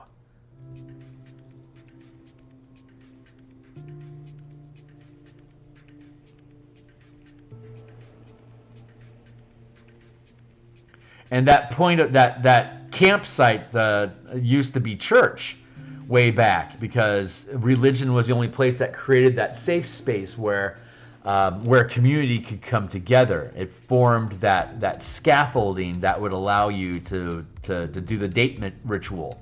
But you would only be able to do the ritual in the format that was accepted by the sponsoring location. And again, that was the church. So that's why so many like norms about dating and stuff like that, like what you're allowed to be attracted to. That's how those things got reinforced for so much time. Because if you wanted to show up to the barn dance to flirt with the pretty thing, then it's going to have to be using the dance and the conversation and the engagement that's acceptable for that barn dance, and that barn dance being controlled by this particular religion. Now that means you're only allowed to be attracted and interact with other type of people in this specific ritual format. And as technology advanced and it removed the necessity to have that centralized that central location to engage with other people, it made those central locations question, like, why are you imposing these rules on our interactions when we don't have to tolerate it anymore? And their response would be, it's because it makes organizing those interactions more plausible, and we can sculpt the successes that we want. It was basically a human breeding program is what it was. And the only way you would breed is either through unacceptable cultural engagement or violence, or through the rituals that we establish are okay to be able to produce the kind of humans that we want.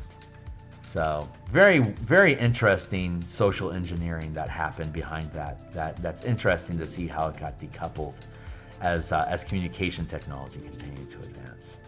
Just like with the book, if like you're the only person that can read, and it takes 10,000 hours to reproduce a handcrafted book, then you're going to be really picky about who has access to that book, because it represents roughly, you know, in today's terms, like $300,000 worth of resources to build that book. And now we got to make another one. Like, they would have tight control over that many man hours of work. Like, we're only going to limit access to this because we can't just trust any idiot to come along and catch it on fire, because it represents a year of effort creating that one book. We can't afford to just let any jackass grab it, because he's going to frickin' dump beer on it.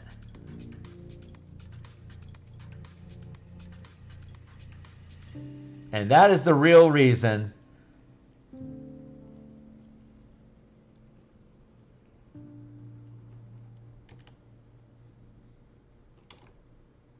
why they would limit who could read. Because it's too expensive. Once the printing press got created, now literally any moron can have a Bible. And although they can certainly draw different conclusions from that text, it doesn't cost, you know, 10,000 man hours to produce another Bible. So yeah, go ahead, copy it. Here you go.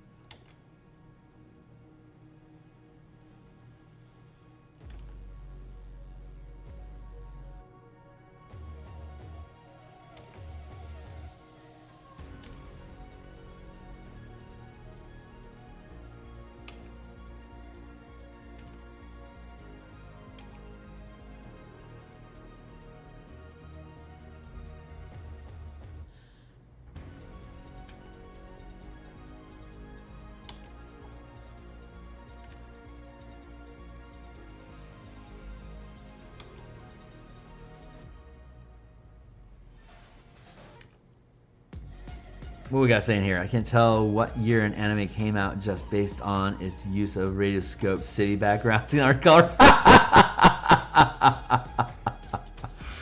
And yeah, anyone can change about. Yeah. But I mean, it takes so long to produce each page, and it was so tightly controlled because of the monk that's reproducing a specific page in the Bible has to be provided with the ink and the quills and the candles. It's like, we're going to invest $6,000 this month in creating this cloister for you to sit in. Here's the 3 pages that you have until the end of the month to reproduce. It's ridiculous. So while you're going through those thousands of hours of reproducing a document, it's an easy opportunity for you to indoctrinate the copiers of that text to understand the messages that you want them to understand inside of the pages of that text. So you have people that are fanatics about the content of the page, because those are the only people that are going to be willing to sit and meditate on the text that they're staring at. Like, look at how long it's taking me to produce this C. I mean, granted, back then they would have been exquisite. You have to have a really steady hand, so you have to be an artist, and now you have to be like a trained artist in the church. So they were incredibly efficient human machines to be able to produce the work that they did. They weren't just some ramshackle loser. It's like they were highly skilled in calligraphy, like incredibly skilled.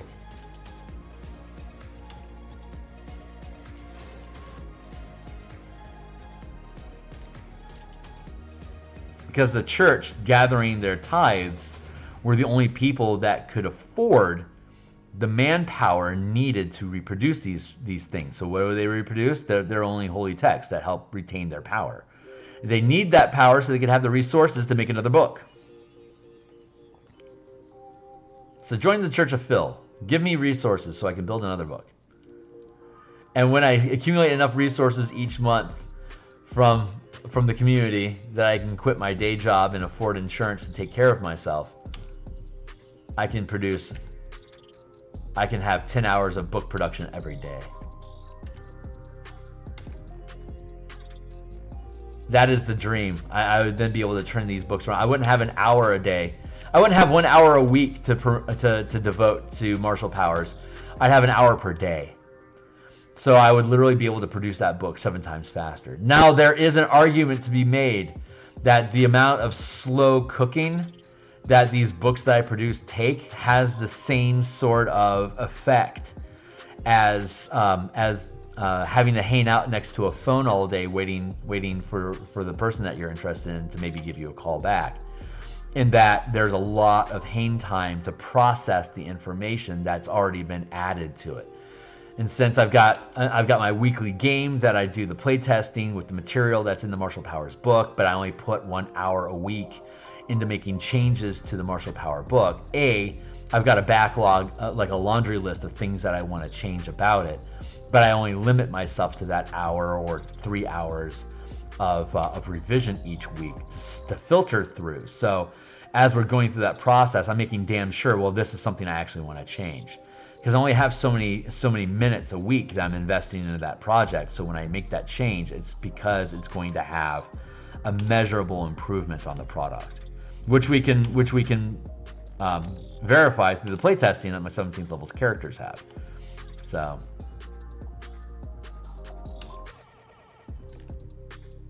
I think there's a lot of benefit to how slow and long these books take to cook. But at some point, like the gear shifts. Like once the development is done, like there's nothing else to really think about it. Now it's just visual stuff.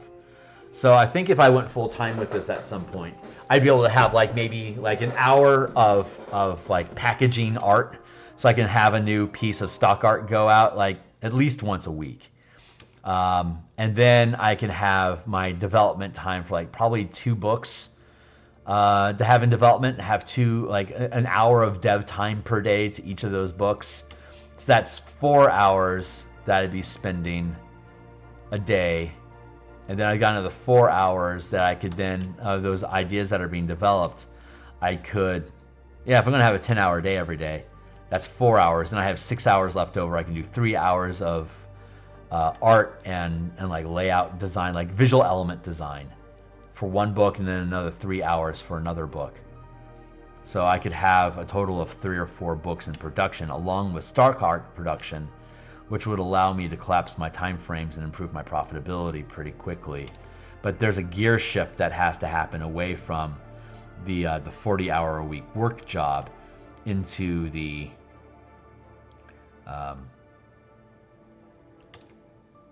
50-hour a week book production. Like my day job basically pays me about $250 a day. So I have to get to a place where this art's going to be able to produce, taxes and all, about $200 per day for me to be able to maintain my lifestyle and to be able to secure a future for myself once I can no longer maintain this lifestyle. So there's a lot of machination that has to go into it. I'm hoping that UBI shows up in the next decade so that I can drop that cost of living down to 150. Because that 150 per day is something that can be achieved through RPG products, especially if you're producing art and you've got a number of series of books and you're working multiple pipelines. But there's a tremendous ramp up time.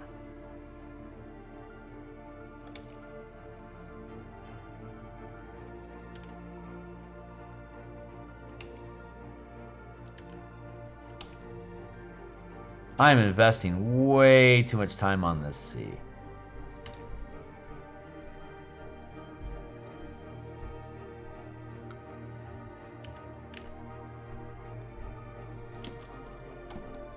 Yeesh, jeez, that's ramshackle. What we got here? It's crazy how some D&D channels took off and others didn't.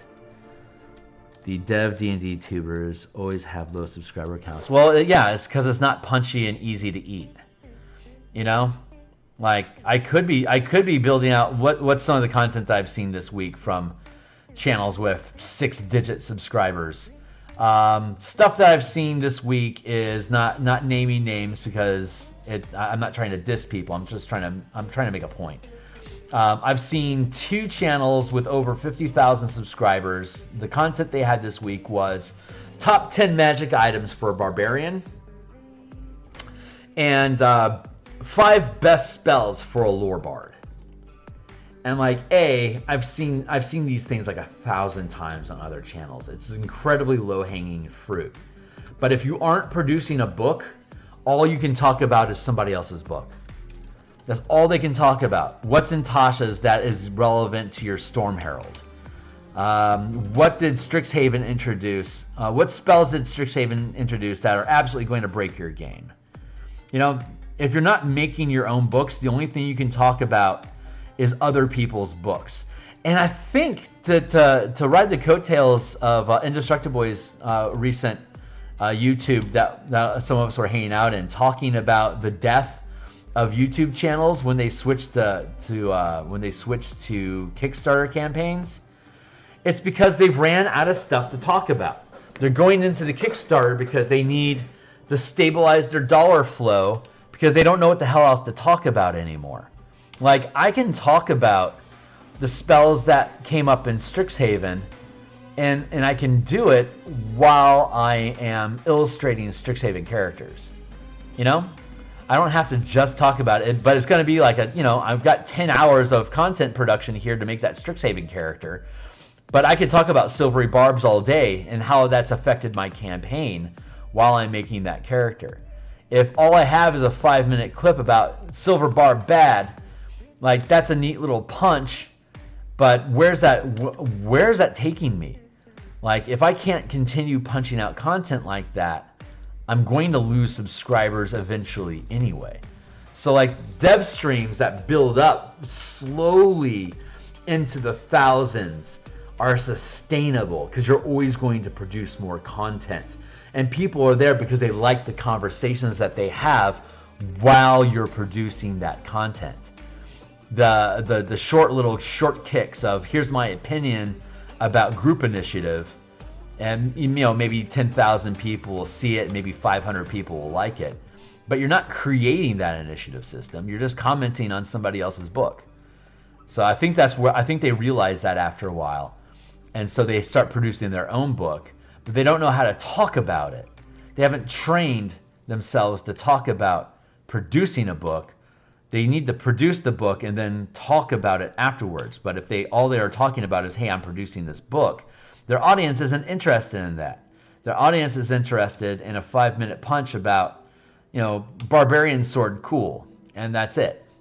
So they're shifting gears, and it's difficult to make that shift because they're asking the audience to think about things differently and to approach their content in a new way.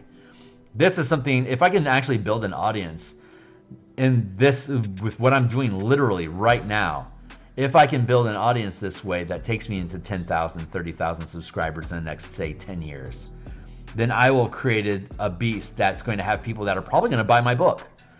Because I just spent 300 hours building it, and you stuck around for it. So like this, I mean, you'll probably end up buying the book because you want to support me. Even though you can read the whole thing for free, you'll probably eventually throw some cash my way. So like, everyone that subscribes and hangs out with me, that's probably what's going to end up happening. But even if you don't, if I can get up to that 1,000 plus subscribers, people hanging out with me, YouTube will start paying me for that. So worth. That's the thought. Anyway, I don't know how it's going to shake out. But I know just commenting on other people's stuff is a dead end and leads to burnout. Because like, what else am I supposed to comment on? It's because you're not having original thoughts. You're just aggregating other people's opinions. You troll Reddit for a couple hours to get the general baseline, what's the consensus and attitude of people's ideas about Spelljammer. And now you have 4 or 5 videos that are like 10 minutes long. You basically got an hour worth of content about Spelljammer, basically bobbing your head saying, yeah, Spelljammer fell short. Here's 5 products that came up with the same solution. And now I'm going to call that my solution. Like, I ran across a channel recently that's like, oh my god, you can totally fix the problem with Warlocks by using spell points and Warlocks. It's like, yeah, I published that 2 years ago. You should check it out. It actually works really well. Here's a 6-hour playtest I have on video of people using spell point Warlocks using this mana system. It absolutely works, and you're introducing other people's ideas as your own. Like, that's what content creators end up doing. Like when I create something, I make damn sure it's not something someone else has already created. Like the in-command mass combat system that we have. Like other people have created swarm ideas, and other people have created shortcuts on how to run large combat more efficiently. But there's no tools about scaling. There's no tool about time dilation over distance because your troops can only move 3.5 miles per hour. How do you have a 1,000 mile battle with people that can only move 3.5 miles per hour? That takes a lot of tech. It takes a lot of work, and it takes a lot of building systems that allow you to do that. And it's not low-hanging fruit. But when it's done, it creates a resource. It creates a different way to play the game that you can curve. Like, how would a Storm Herald be best expressed as a commander in a mass combat system? And this is how that mass combat system works. Now, I can go back and I can be like, hey, what's the best 10 magic items for a Storm Herald using this system? What are his best picks? I've created a book that you've watched me walk through, and now I can come back and I can do shorts. Like, hey, how to have a bard command 10,000 ships in an armada. Like, what's the best way you can kit out your bard to do that? Like, I can create content that allows me to create more content. Like the Martial Powers book, when that's done. Let's build a Boros Reckoner, a Boros Swiftblade, and an Azorius Enforcer. Let's make a team out of them. And how would those characters look? And I can pump that stuff out onto Patreon and in short videos like all day, like what Dungeoneers Pack does. Josh, he creates these build ideas. It's like if he has a color mana system that he can convert their spell slots into, like, you're gonna want to have a balance of like 15 black mana and 7 red mana when you are 7th level as a sorcerer, to be able to do this burn down the house sort of character effect that you get out of the current meta that's in MTG. Do I get paid to hang out with you? I don't know. Maybe. Saying things like, I banned this spell, or that spell means you are playing with strangers. Anyone at my table can take anything and do anything. I trust those guys, and we make it work. It's never abused. Yeah, but that's the social agreement that you build. What do I say?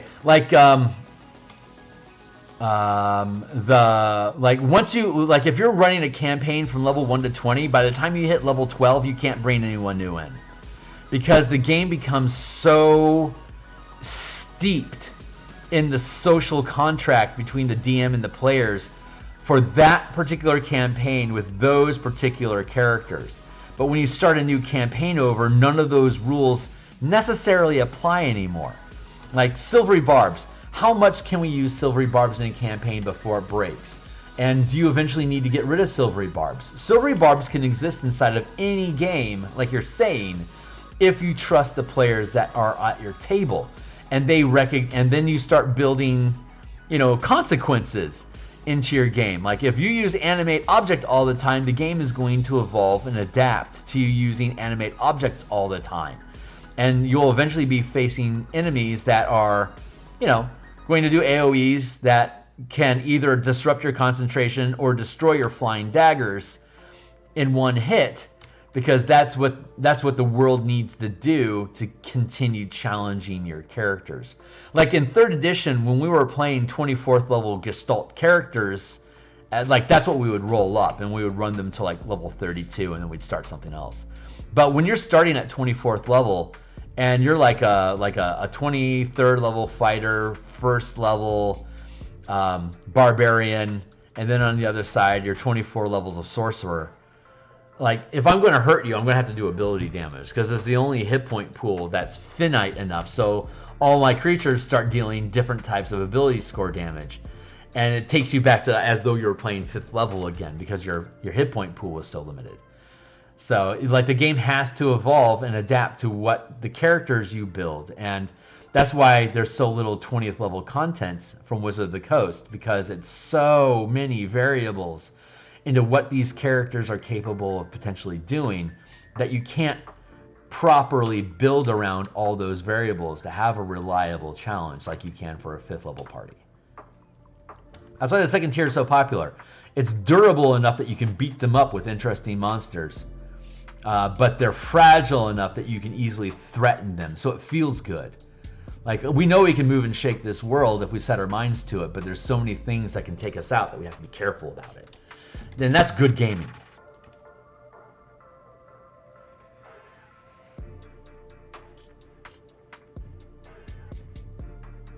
It must be 12:30. It's 12:45. The hunger just hit me heavy. I haven't eaten since. It's been 24 hours since I've eaten at this point. And the hunger waves are coming in. I can feel them.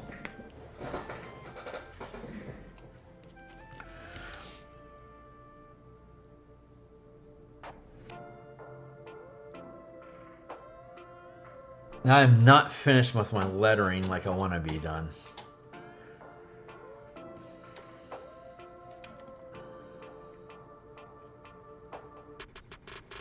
So I'm gonna probably have to put some sort of a bold lighting around that, or maybe increase the font size a bit so it has a little bit more gravity on the page. Like at this scale, I think it sits pretty good, but at this scale, it starts to fade out a bit. So I'm going to have to deal with that. But the project currently is to do the letters. So we're going to keep doing the letters. Wipeout. I think what I can do.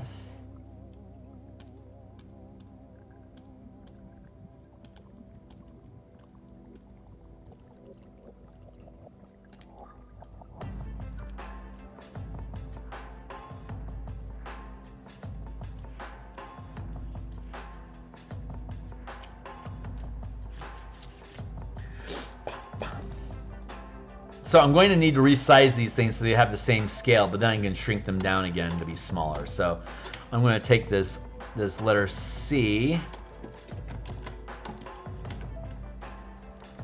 I'm going to make an O out of it.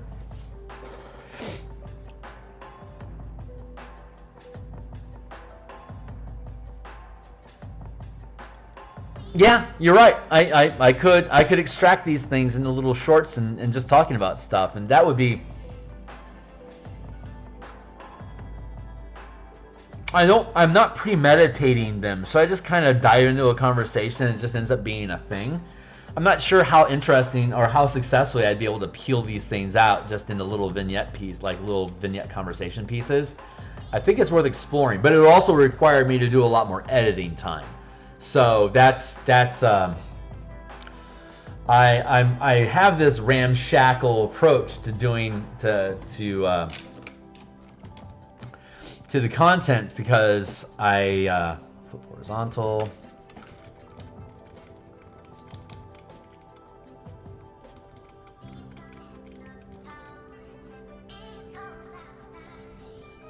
Like editing, like clipping and editing these things out into separate conversation pieces is a full-time job unto itself.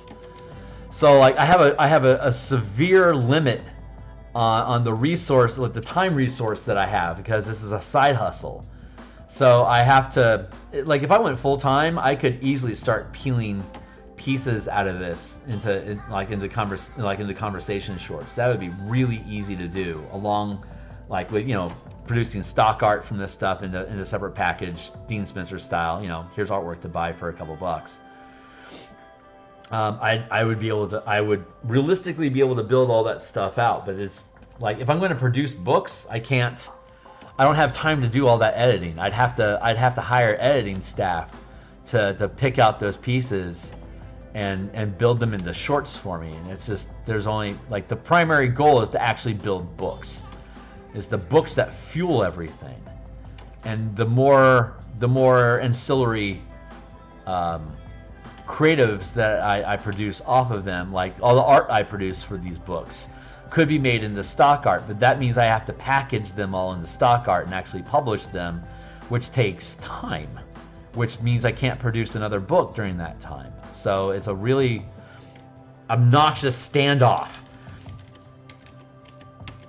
But yeah, absolutely I could do that. And arguably I should.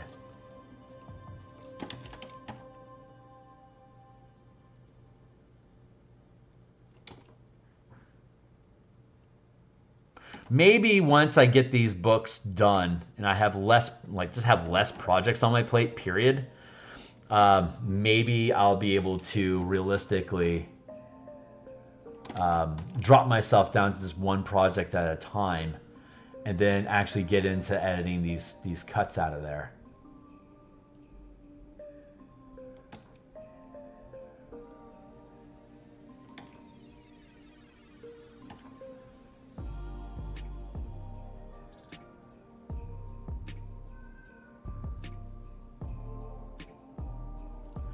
I like the artistic process because it really does just let me just ramble about crap, and that's awesome. I love being able to do that. That's like where all these like real random nugget conversations come from, like seeds of wisdom from a gnarled DM.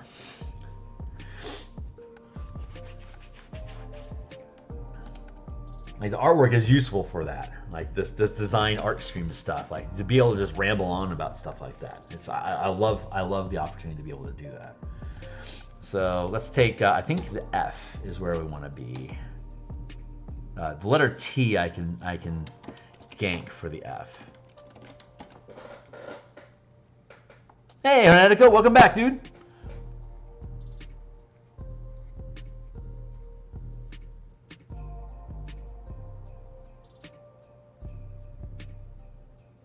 Covenant? Hold on. Looking at the cover art. It's giving me Roadside Picnic vibe, which is a book. Has a very similar tone. So I think you're definitely getting your feel across. No shit! I had no idea.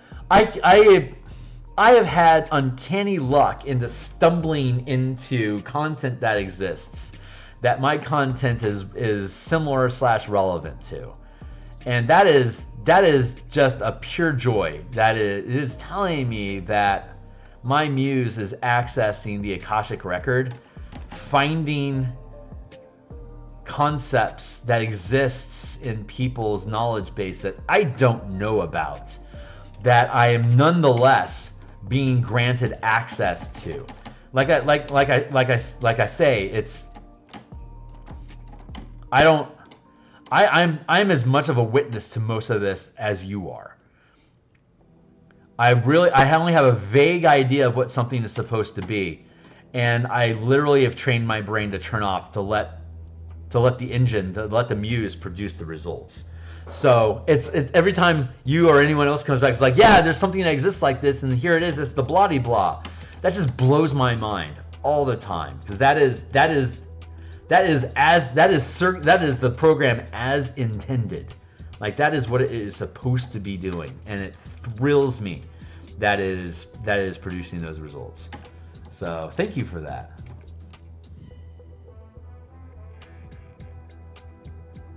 Very, very much.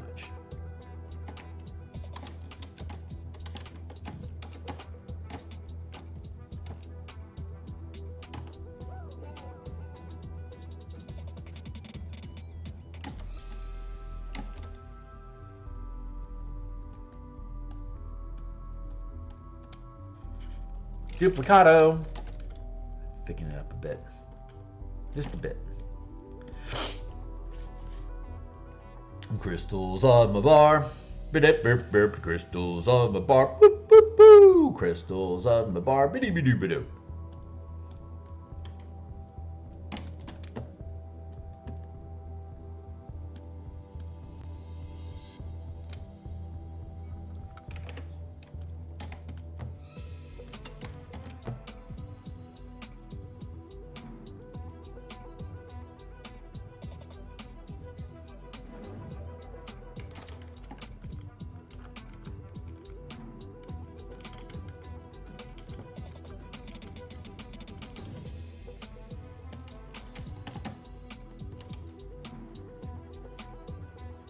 No! There we go.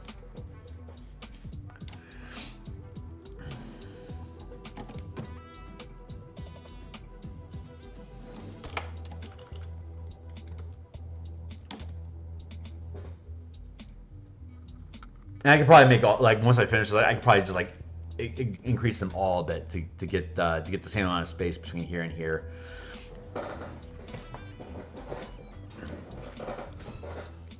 And I can and these are all different elements, so I can push all these things like down the page if I needed to, for instance. So, so the cover art is doing a great job of conveying things. Thank you, God, thank you. It's every single one of them is a gamble. Every time. Is this gonna work out? Like I start a project and I have absolutely no idea if it's gonna work out at all.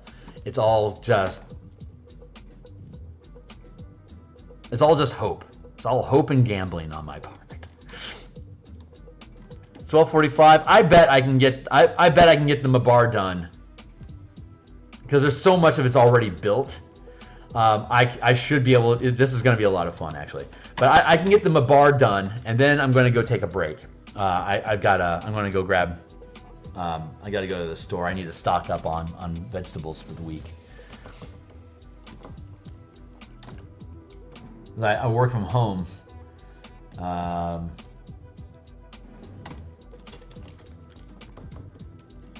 Oof, that was the wrong button. Here we go. So I work from home, so I get to cook, in my kitchen at lunchtime, and cook up some veggies, snarf those down, and then jump on stream and do some whatever. And then log out of stream and then go back to work and finish my day and then log out of work and then log back into stream. But a lot of times, because I got the girl, a lot of times I'm doing artwork and I'm offline. But when I have home time, when I know I'm going to not be interrupted, then I can stream as much as I want. But I don't always want to be streaming. ABS, always be streaming. Because I like listening to licensed music a lot, and I don't like listening to licensed music when I'm on stream because either it's going to give me a strike, I'll get demonetized, but regardless of that, if I'm not listening to the same music that you're listening to, then we're not connected. So that feels really intolerable to me.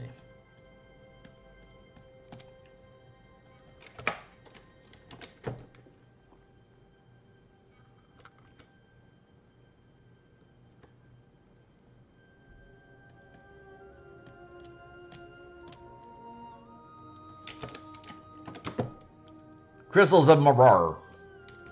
I'll make that a B soon enough.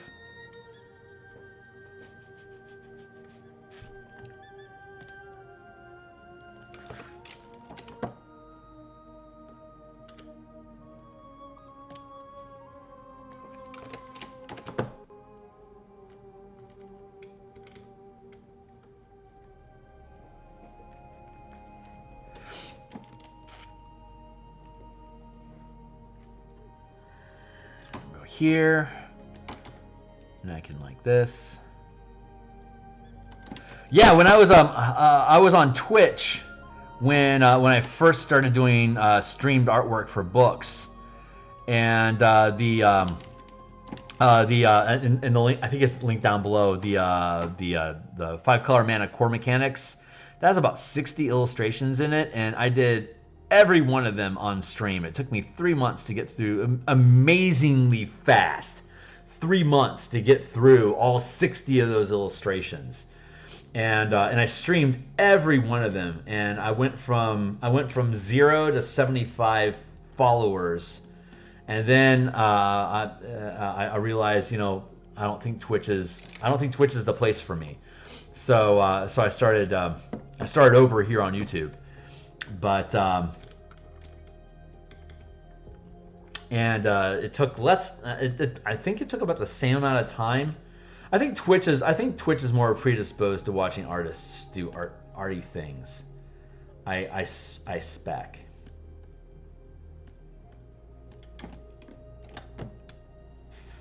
Duplicate the group. Merge that group.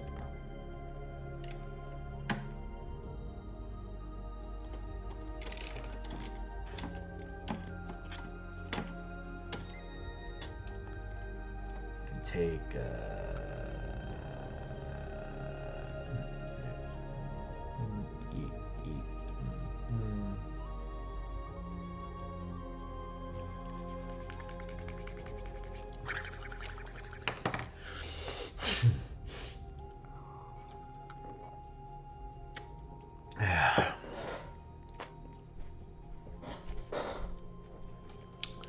Let's see. Let's get the letter R here. I can push that over. How are we sitting?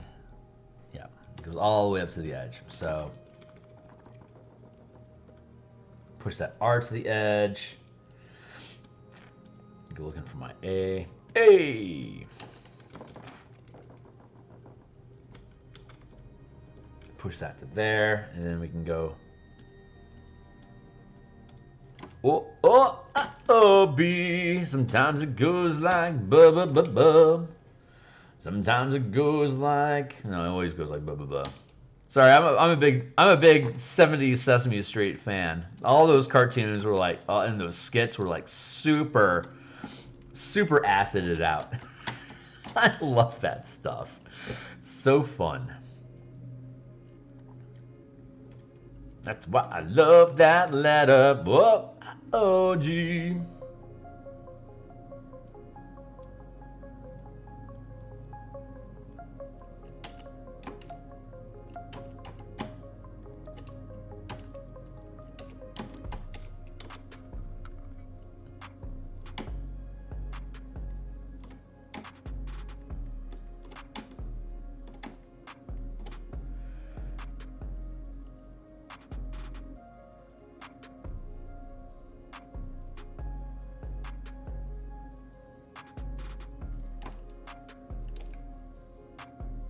That's why I love that letter. Where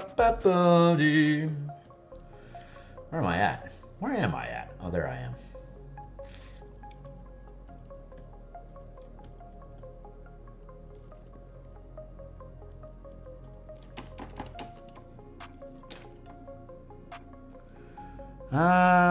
I think I can.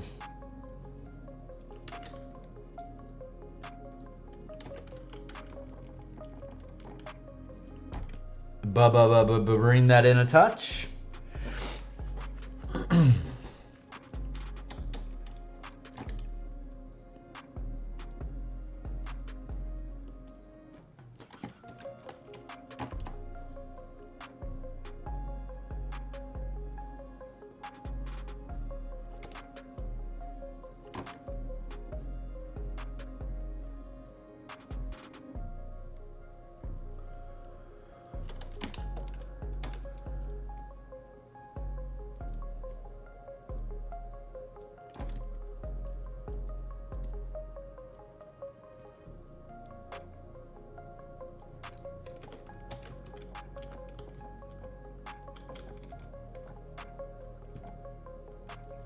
Yeah, something like that.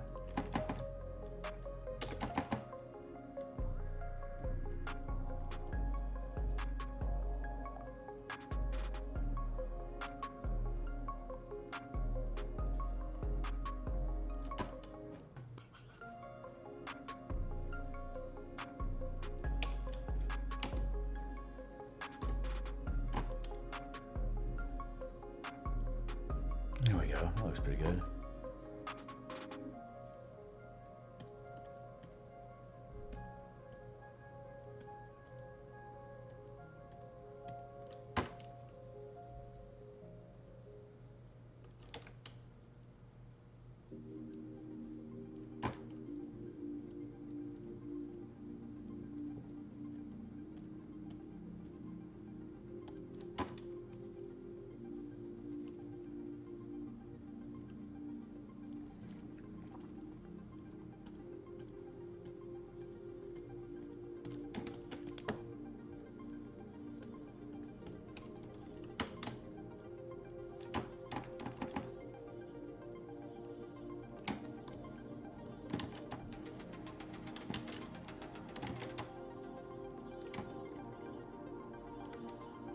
There we go.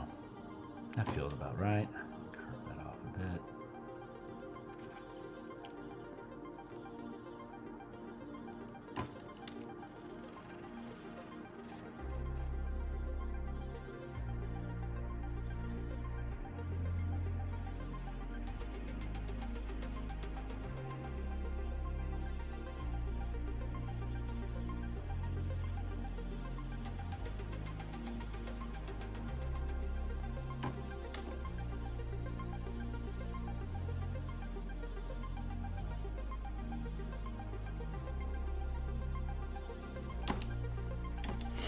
Crystals of Mabar are the letter A. R. A. B. Bar. You know I have to do that, Moose. There we go.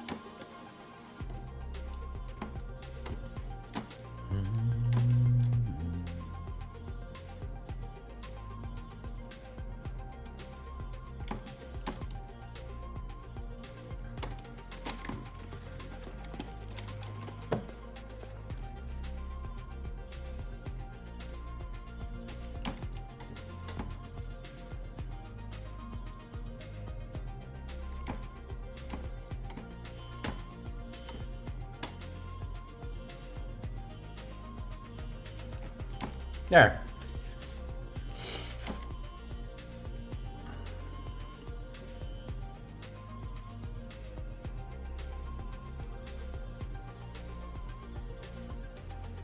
I think that M is still too big.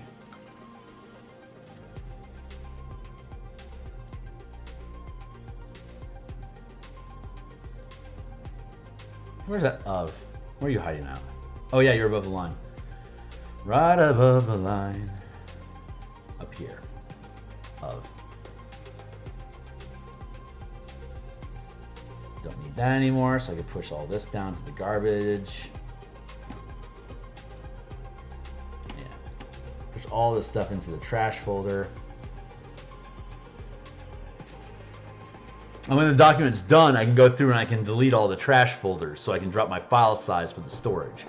So I used to have multiple copies of each PSD file that I was creating, so I could always go back and head forward again. But as I've continued to evolve my skill set, I find myself needing to go back less and less. So I'm getting closer to a point where I'm able to like not have as many layers. I can compress them more often. I'm fine with locking different elements into each other permanently. It's just I'm getting more confident with my own pen strokes and my own style that the experiments are becoming more and more reliable, if that makes sense. Trash folder. This is title. Absolutely loved how that Eberron turned out. That I think that looks really, really good. And of course the DMsGuild. I just borrowed that from the DMsGuild because that's the asset they say we have to use. I just locked up, so I'm going to save.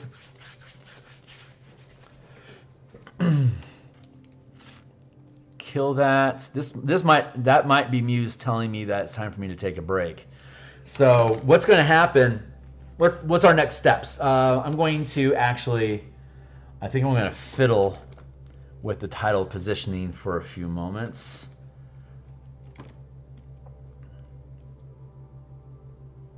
See, I think it's too delicate. It doesn't read at this 6.3. The 6.3%. This. Let's see if you saw that. Yeah. You can see the. You can see the percentage over here. This is the size of the image. I know that 6.3-ish, 6.5-ish is the actual size that when we go to DMsGuild, here's the size of the pages, and so this is the space that I'm competing inside of. Obviously, these are illegible, but It's not really going on. I mean, scrap some stock art, dude. But whatever. I mean, look at me. I don't package my art, so I mean, why should I expect this guy to package his cover? But like this would be competing against these different things, basically at this size. So I've done this before in other videos, but I always have to come back and compare these. Like here, it looks like a giant eye with like a thing going on, and like that might be compelling enough for people to want to click on it to zoom in to see what the hell this is. And then obviously crystals in Mabar will be really easy to read at that point. So let's go. Let's grab that of. Make sure it's centered up a bit.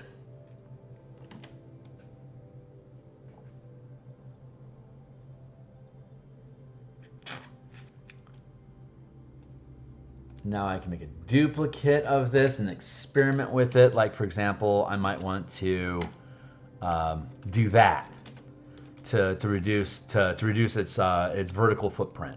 So now I've got that even space both above and below the of. That gives this element a little bit more breathing room, so it's not as crowded. That's better. So that's just technically better. So.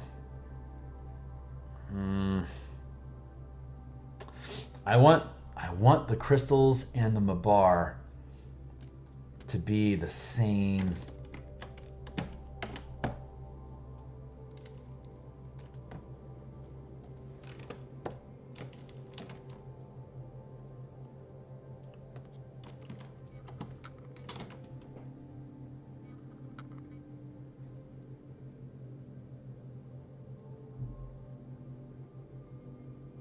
Yeah, it's not eating up the same. I'd like crystals and Mabar to be the same size, but I'm having a hard time. I mean, the ratios are the ratios, right? Like these are lining up pretty nicely. So not really seeing a way of me being able to change that. But if I could, here. I could have a lot more fun if I could have them all centered up precisely, but that doesn't seem to be the fate that we face.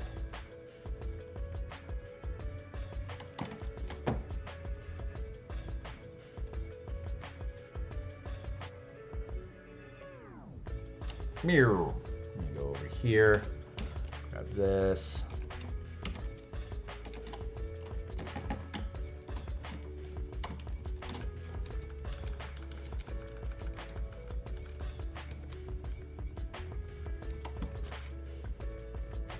Good, all the letters are sitting proper, and then I'm going to duplicate again.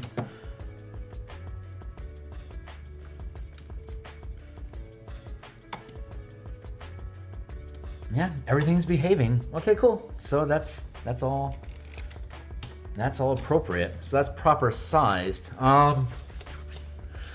So let's see, what can we do?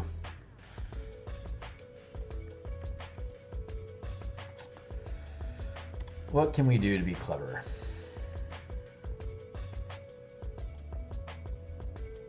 I'm going to duplicate this group. I'm going to merge this group. Now we can do that, and we can select, modify, expand by, let's try 8.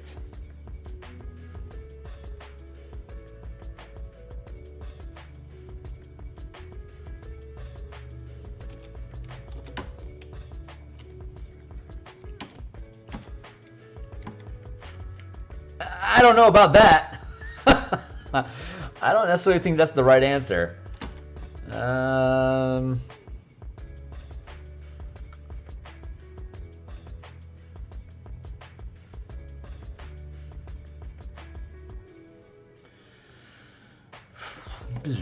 All right.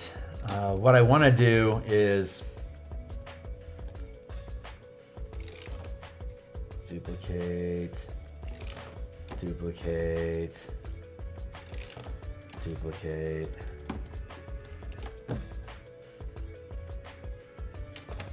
duplicate.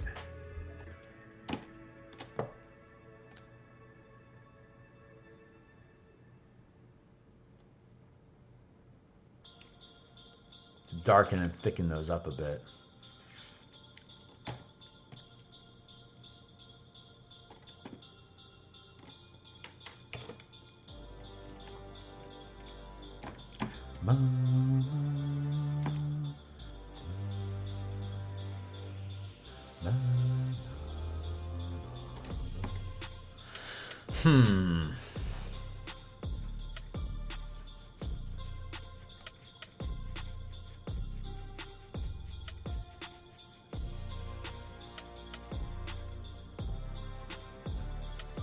All right, let's see. We've got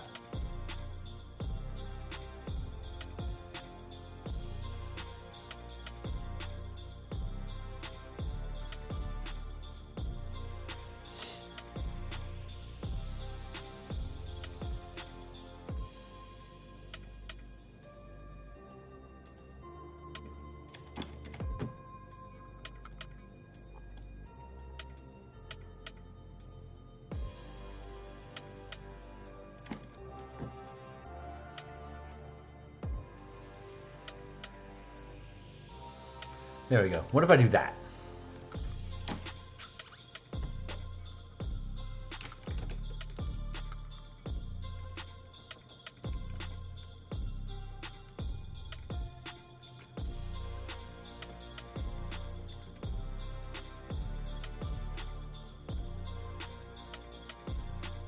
Yeah, I think that weakens it. I don't think that improves the impact. So we're going to leave that where it was. But we could introduce more foliage.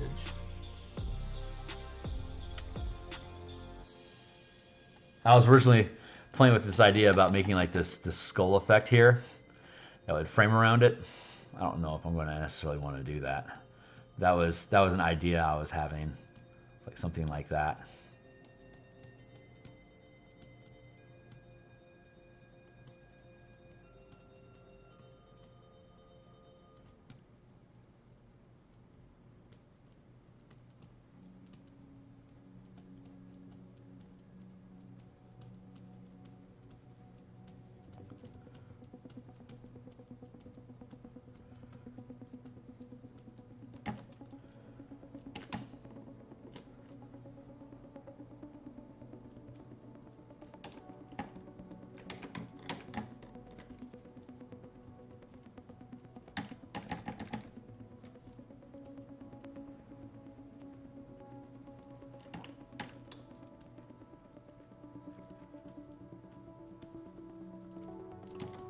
Like a thing like that, you know, that's interesting-ish.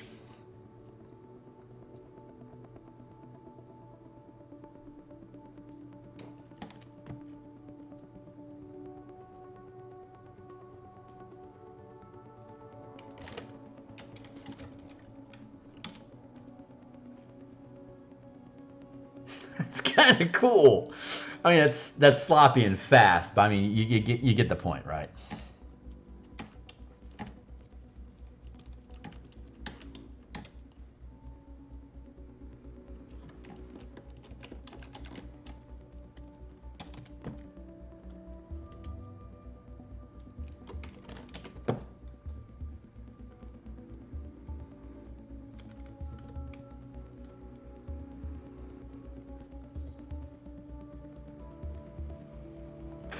That's actually pretty freaking cool. I might see. I can try to integrate this stuff into the terrain, like overall.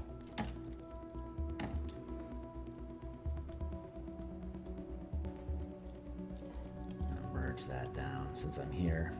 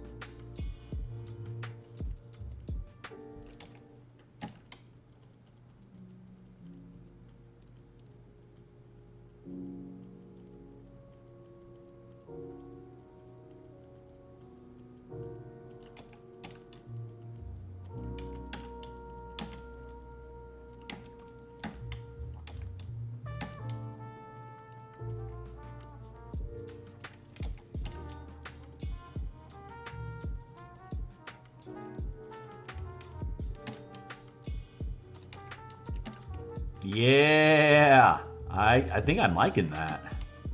I like it enough to work with it, you know, for a while to see how it pans out.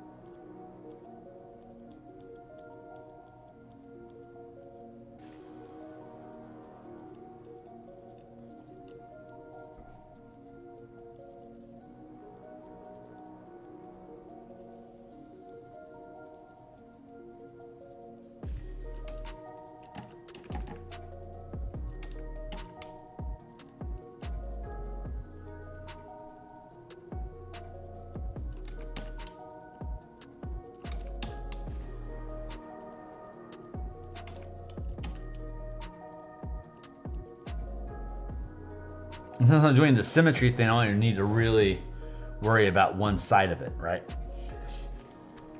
But I can merge it down and I can pick between the sides which piece in each area. Like I might like this area better than this area, so I can like pluck that and then swip it over. Anyway.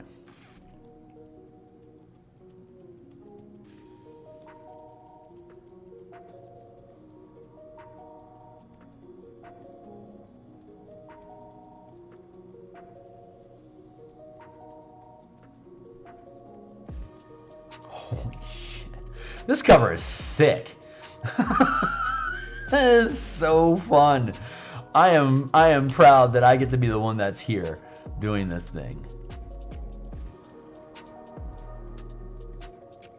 Like super proud I get to be the one that's doing this.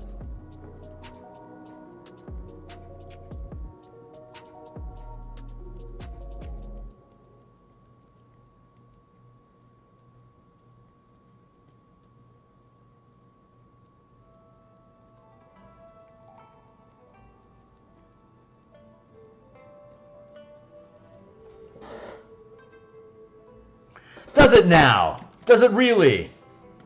How about here? Does it look like a skull at this size? That's the here. Wait, let's get to the there. That's the size that it would appear on the DMsGuild if I compared it to all this other stuff. That's where it would sit. It would be like that. Do you like that?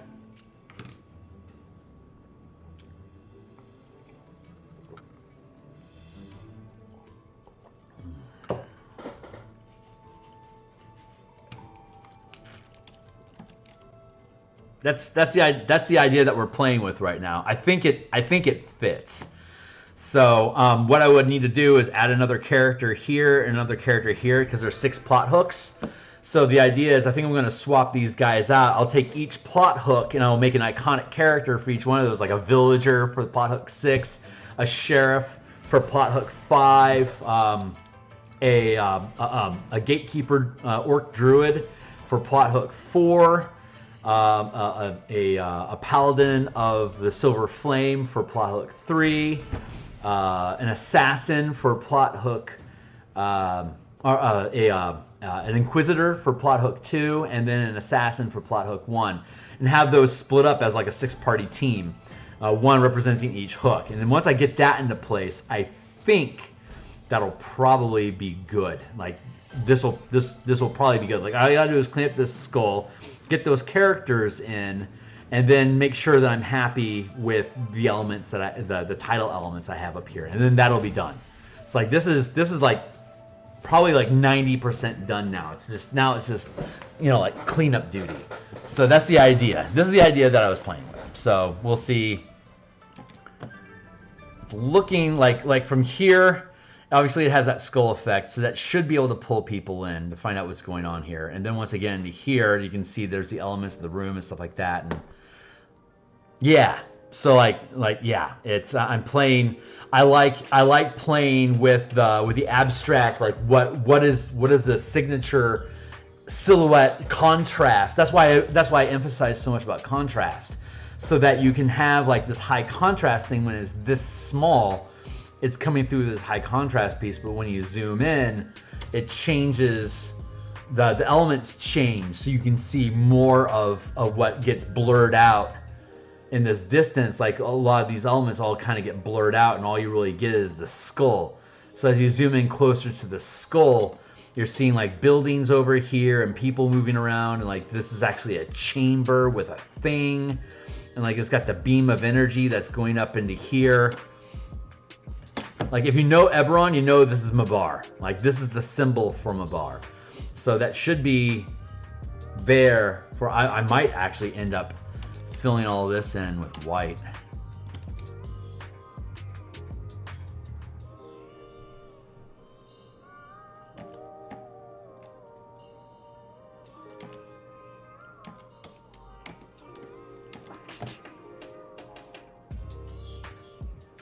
Yeah, no, that takes away from it. I want to leave it dark like that to create that whole effect. But like, yeah, from here there's a skull and there's the eye. So actually what I need to do is I need to have like more white eyeliner here, as it were, to make that line pop a bit more.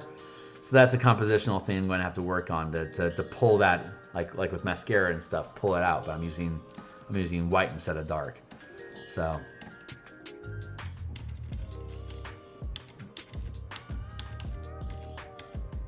that's the space that we're looking at. Let's instead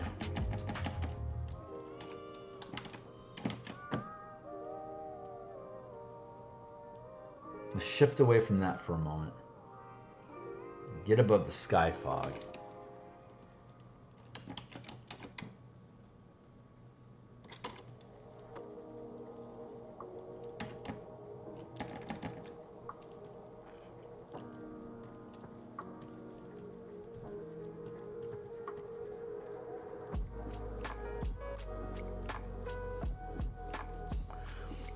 This probably isn't going to work out.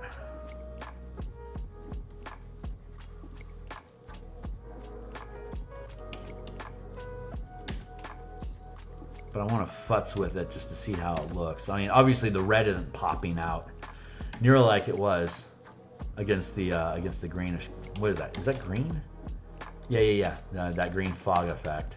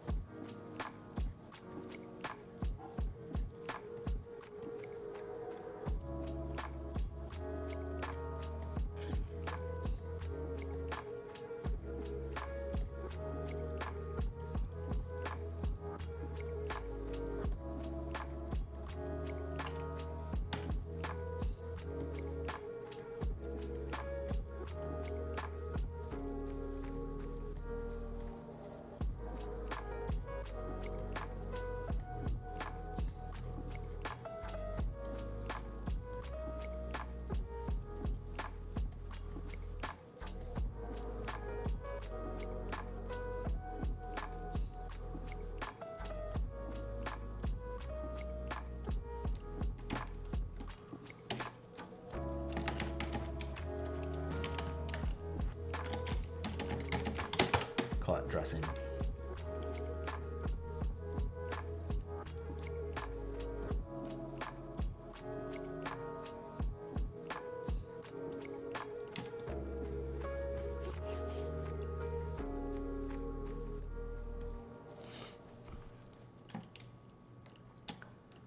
This is what it looks like. God, that actually is pretty fucking cool. This is really actually working out really, really nicely. I'm still having a conflict with that title text up top though, because I like that red. But it's not popping out against this darker sky like it was. So I don't know if that's going to end up being viable or not. I don't know.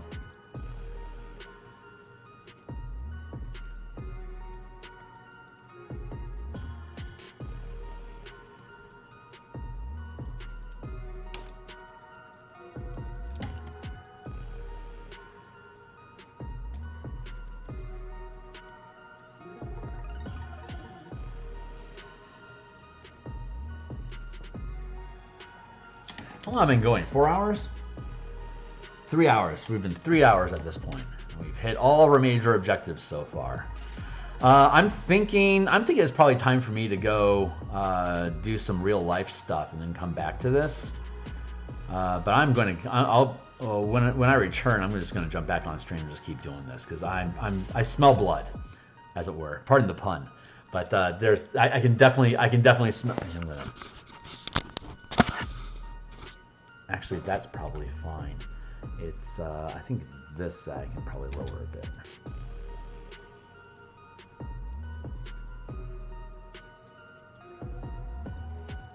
Do that. Okay, there we go.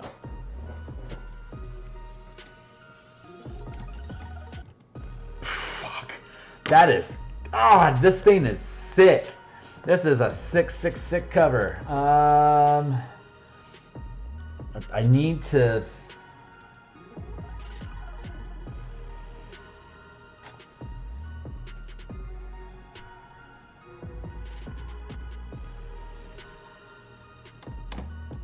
Boy, maybe this was the right choice.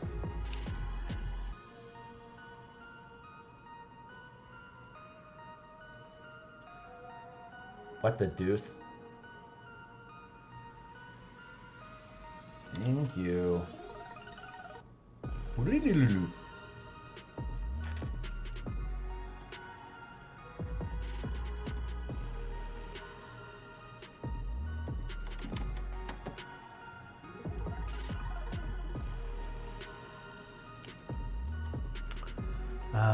Select, modify, expand. Let's expand 5.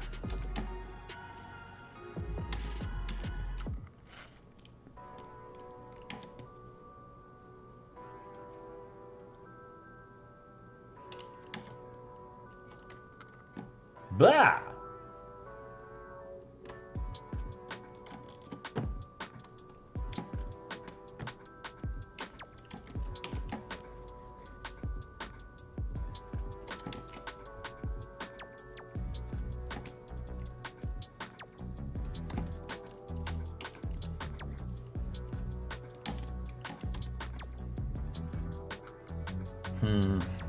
Not satisfied yet.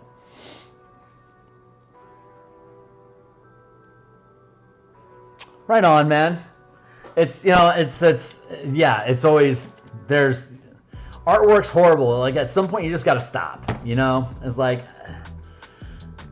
I can futz on this thing forever, but at some point, it's going to be done. And like, the additional fidgeting that I do isn't improving the actual composition. At that point, I'm just afraid to let it go. That's, like, everything reaches that stage. Why do I have dot? Get rid of that. Fuck. See that black bordering, that black along the edge thing there, I think that helps pull this eye effect out a little bit more. I think that was useful. It highlights it more. But I'm having that conflict. I'm having that issue with the cover with the top. So maybe.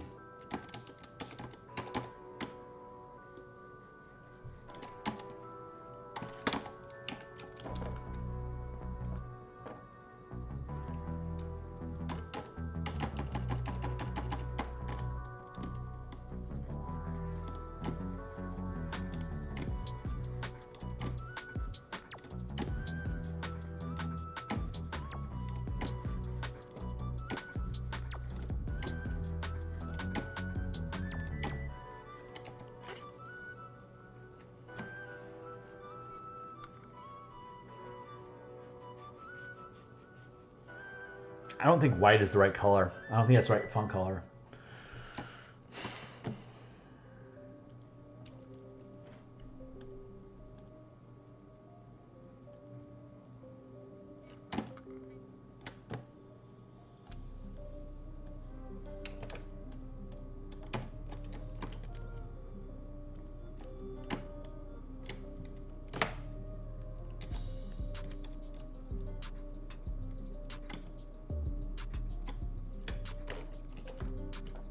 Let's try something. Let's try something interesting.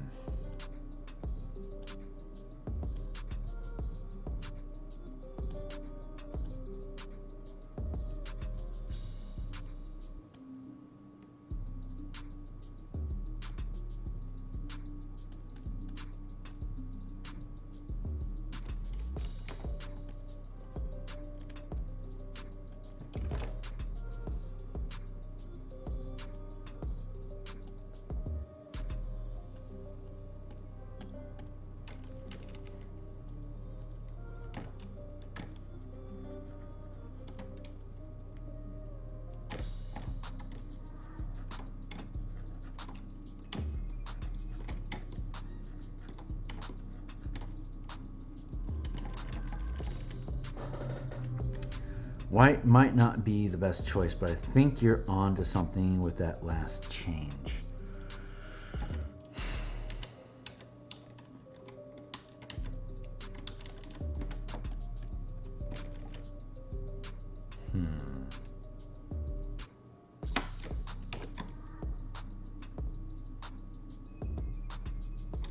What if I just feed back into that?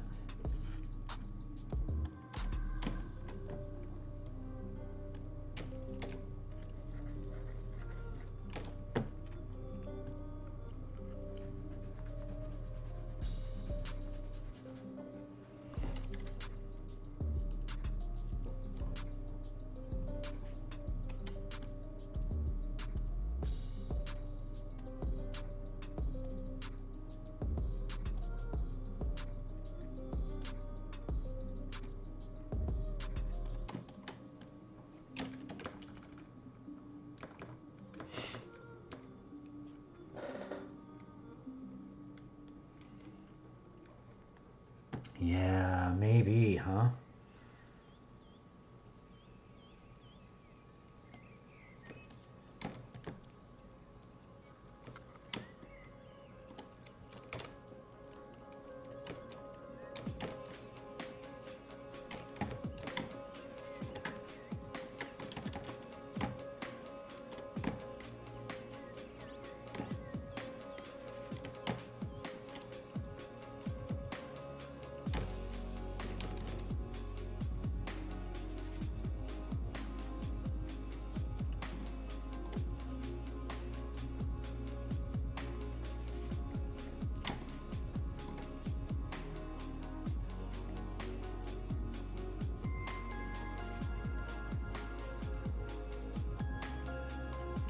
Nice. I appreciate that. I don't see any color, so feedback like that is really appreciated. Legitimately, like truly appreciated.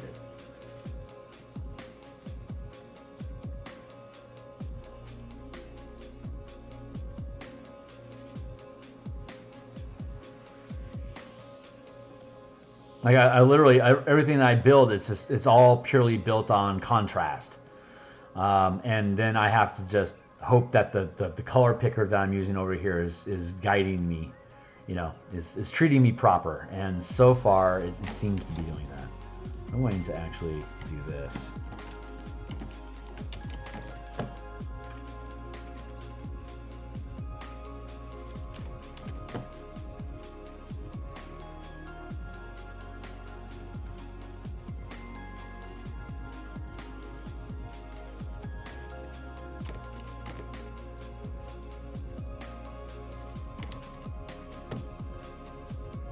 There we go, like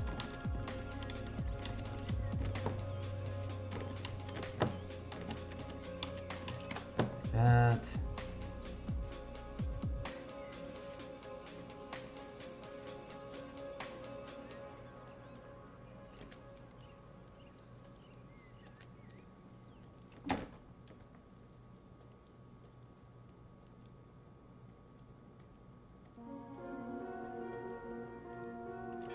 What are you saying here? So this is better for. Okay, cool. The red had a neat feel, but it stood out in a weird way against the desaturated tones on the rest of it. So this one is a better fit, I think.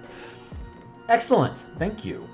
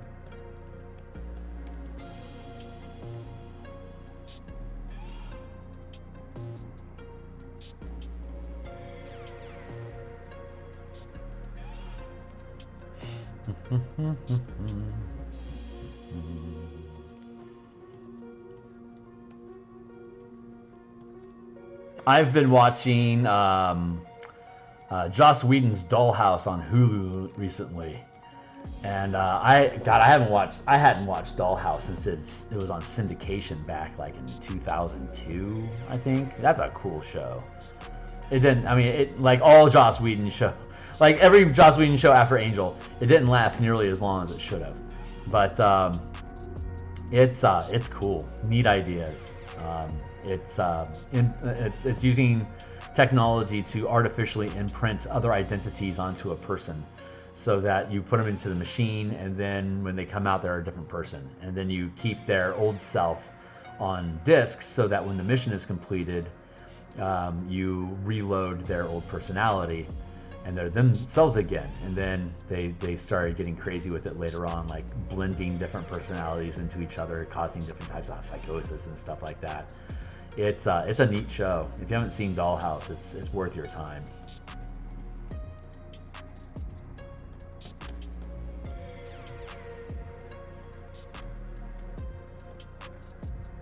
That came out right after Firefly got canned. I was like, whatever, next project, and the next project was Dollhouse, which was freaking awesome. There we go. Just like that. Okay.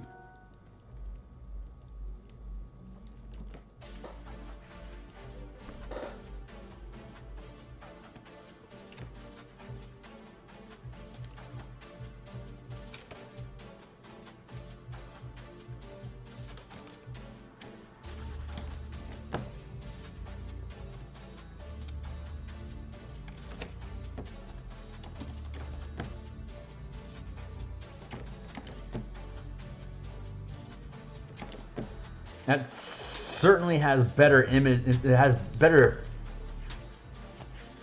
It stands out better. It's. I think we're doing good here.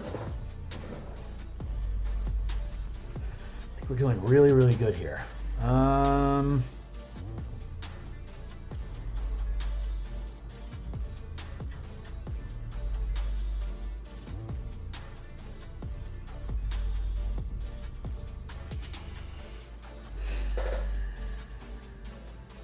This is probably a good place for me to break. Nice, awesome, thank you. So I mean, that's. Are you like even at this size? Is that the crystals on Mabar? Is that reading clean to you? My vision is so much worse than yours. I've got 2200 vision and it can't be corrected because I don't have resolution software. So it's not like I can zoom in on something with my and make my iris change to try to zoom in, but it doesn't do anything. So I literally have to move my head if I want to see something closer. And even at this range, the crystals on the bars, I can still visualize that.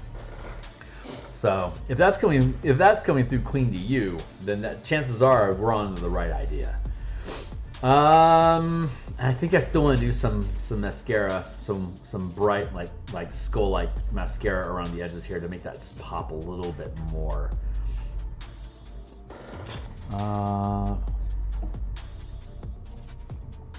You want to stay next to it? Yeah, fair enough. Fair enough. Yeah, it's the not being able to use corrective lenses that makes it such a kick. So I get what I get, and the only way for me to fix it is to have them take out my eyes and replace it with something else, which we haven't gotten there yet. They now have genetic. They now actually have a genetic thing. Like if you have at least one type of color vision, they can now inject stem cells into your retina, and it will convert them into the missing cones, so that you gain full color vision. It's being experimented here in Seattle at the UW right now, and apparently the results are good. But they haven't advanced it enough to the point where if you don't have cones, that they can just drop these things in and it'll just create cones from nothing.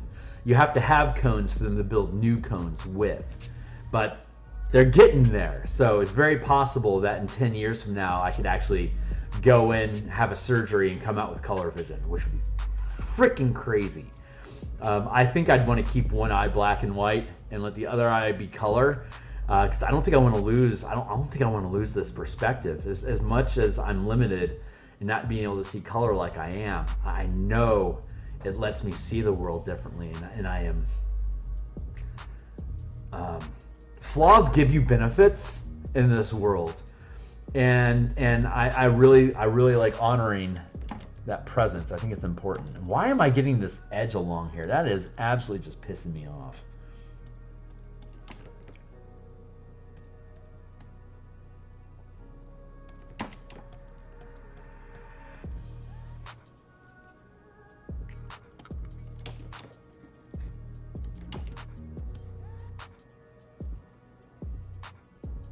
Oh well, it ain't gonna go away, I guess. Nope. It ain't gonna stop. Well, I better just punch through these things real quick to see if there's some sort of something that's causing it.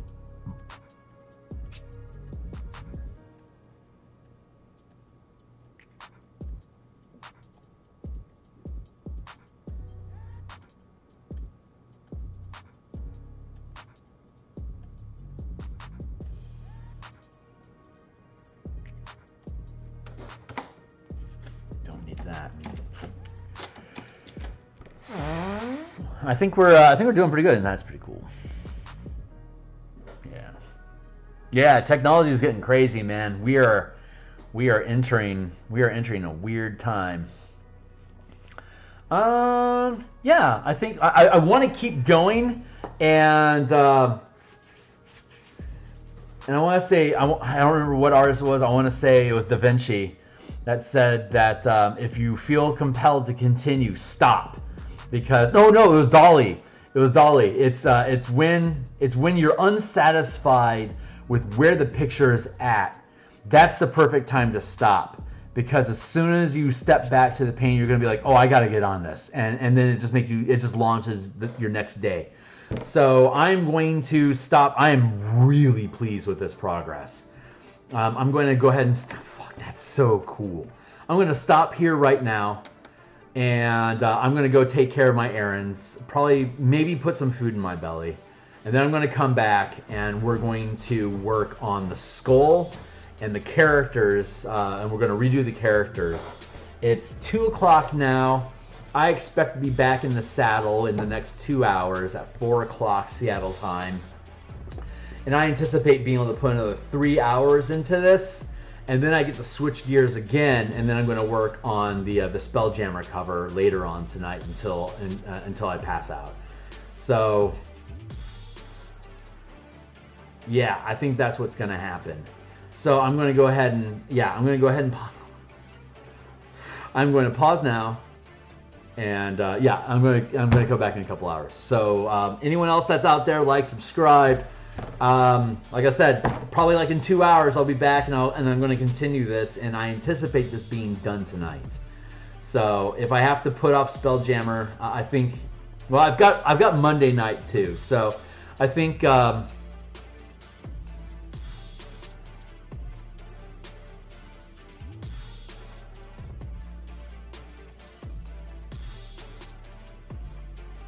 I can feel the wheels in the back of my head saying you want to work on the Spelljammer cover when you come back. So I think when I come back, I'm going to put in a couple hours of Spelljammer cover because I've got all Monday night to work on this as well because Monday is Eberron time.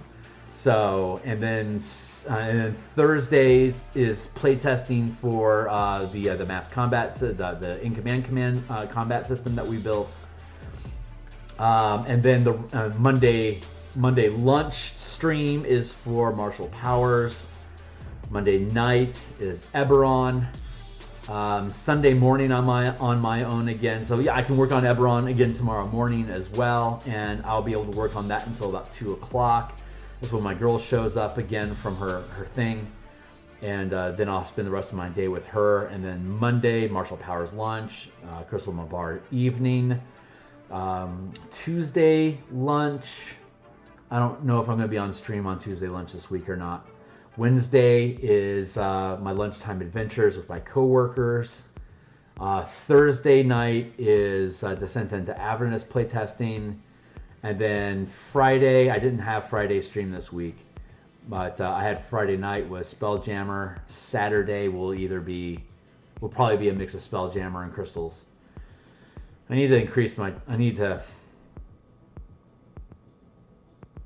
Yeah, it's time for me to take a break. All right, I'm going to go take care of my errands, probably put some food in my tummy, come back in 2 hours.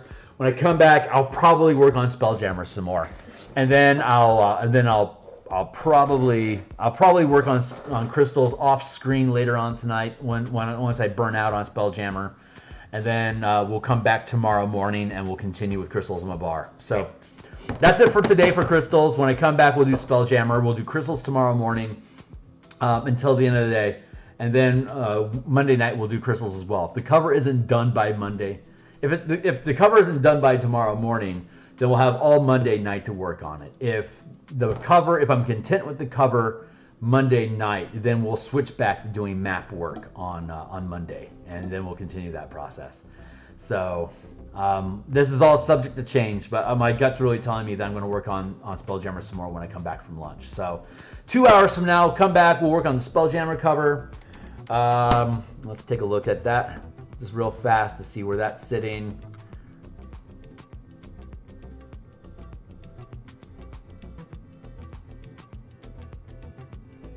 Spit that thing out. That's coming along nicely. So we'll work on that some as well. But fucking man, this thing's turning out great. All right, I'm out of here. So thanks a lot. Like, subscribe, check out my work, shout at me, follow me on Twitter, all the bloody blah yada yada, and I'll be back in 2 hours to play some more. So catch you guys then.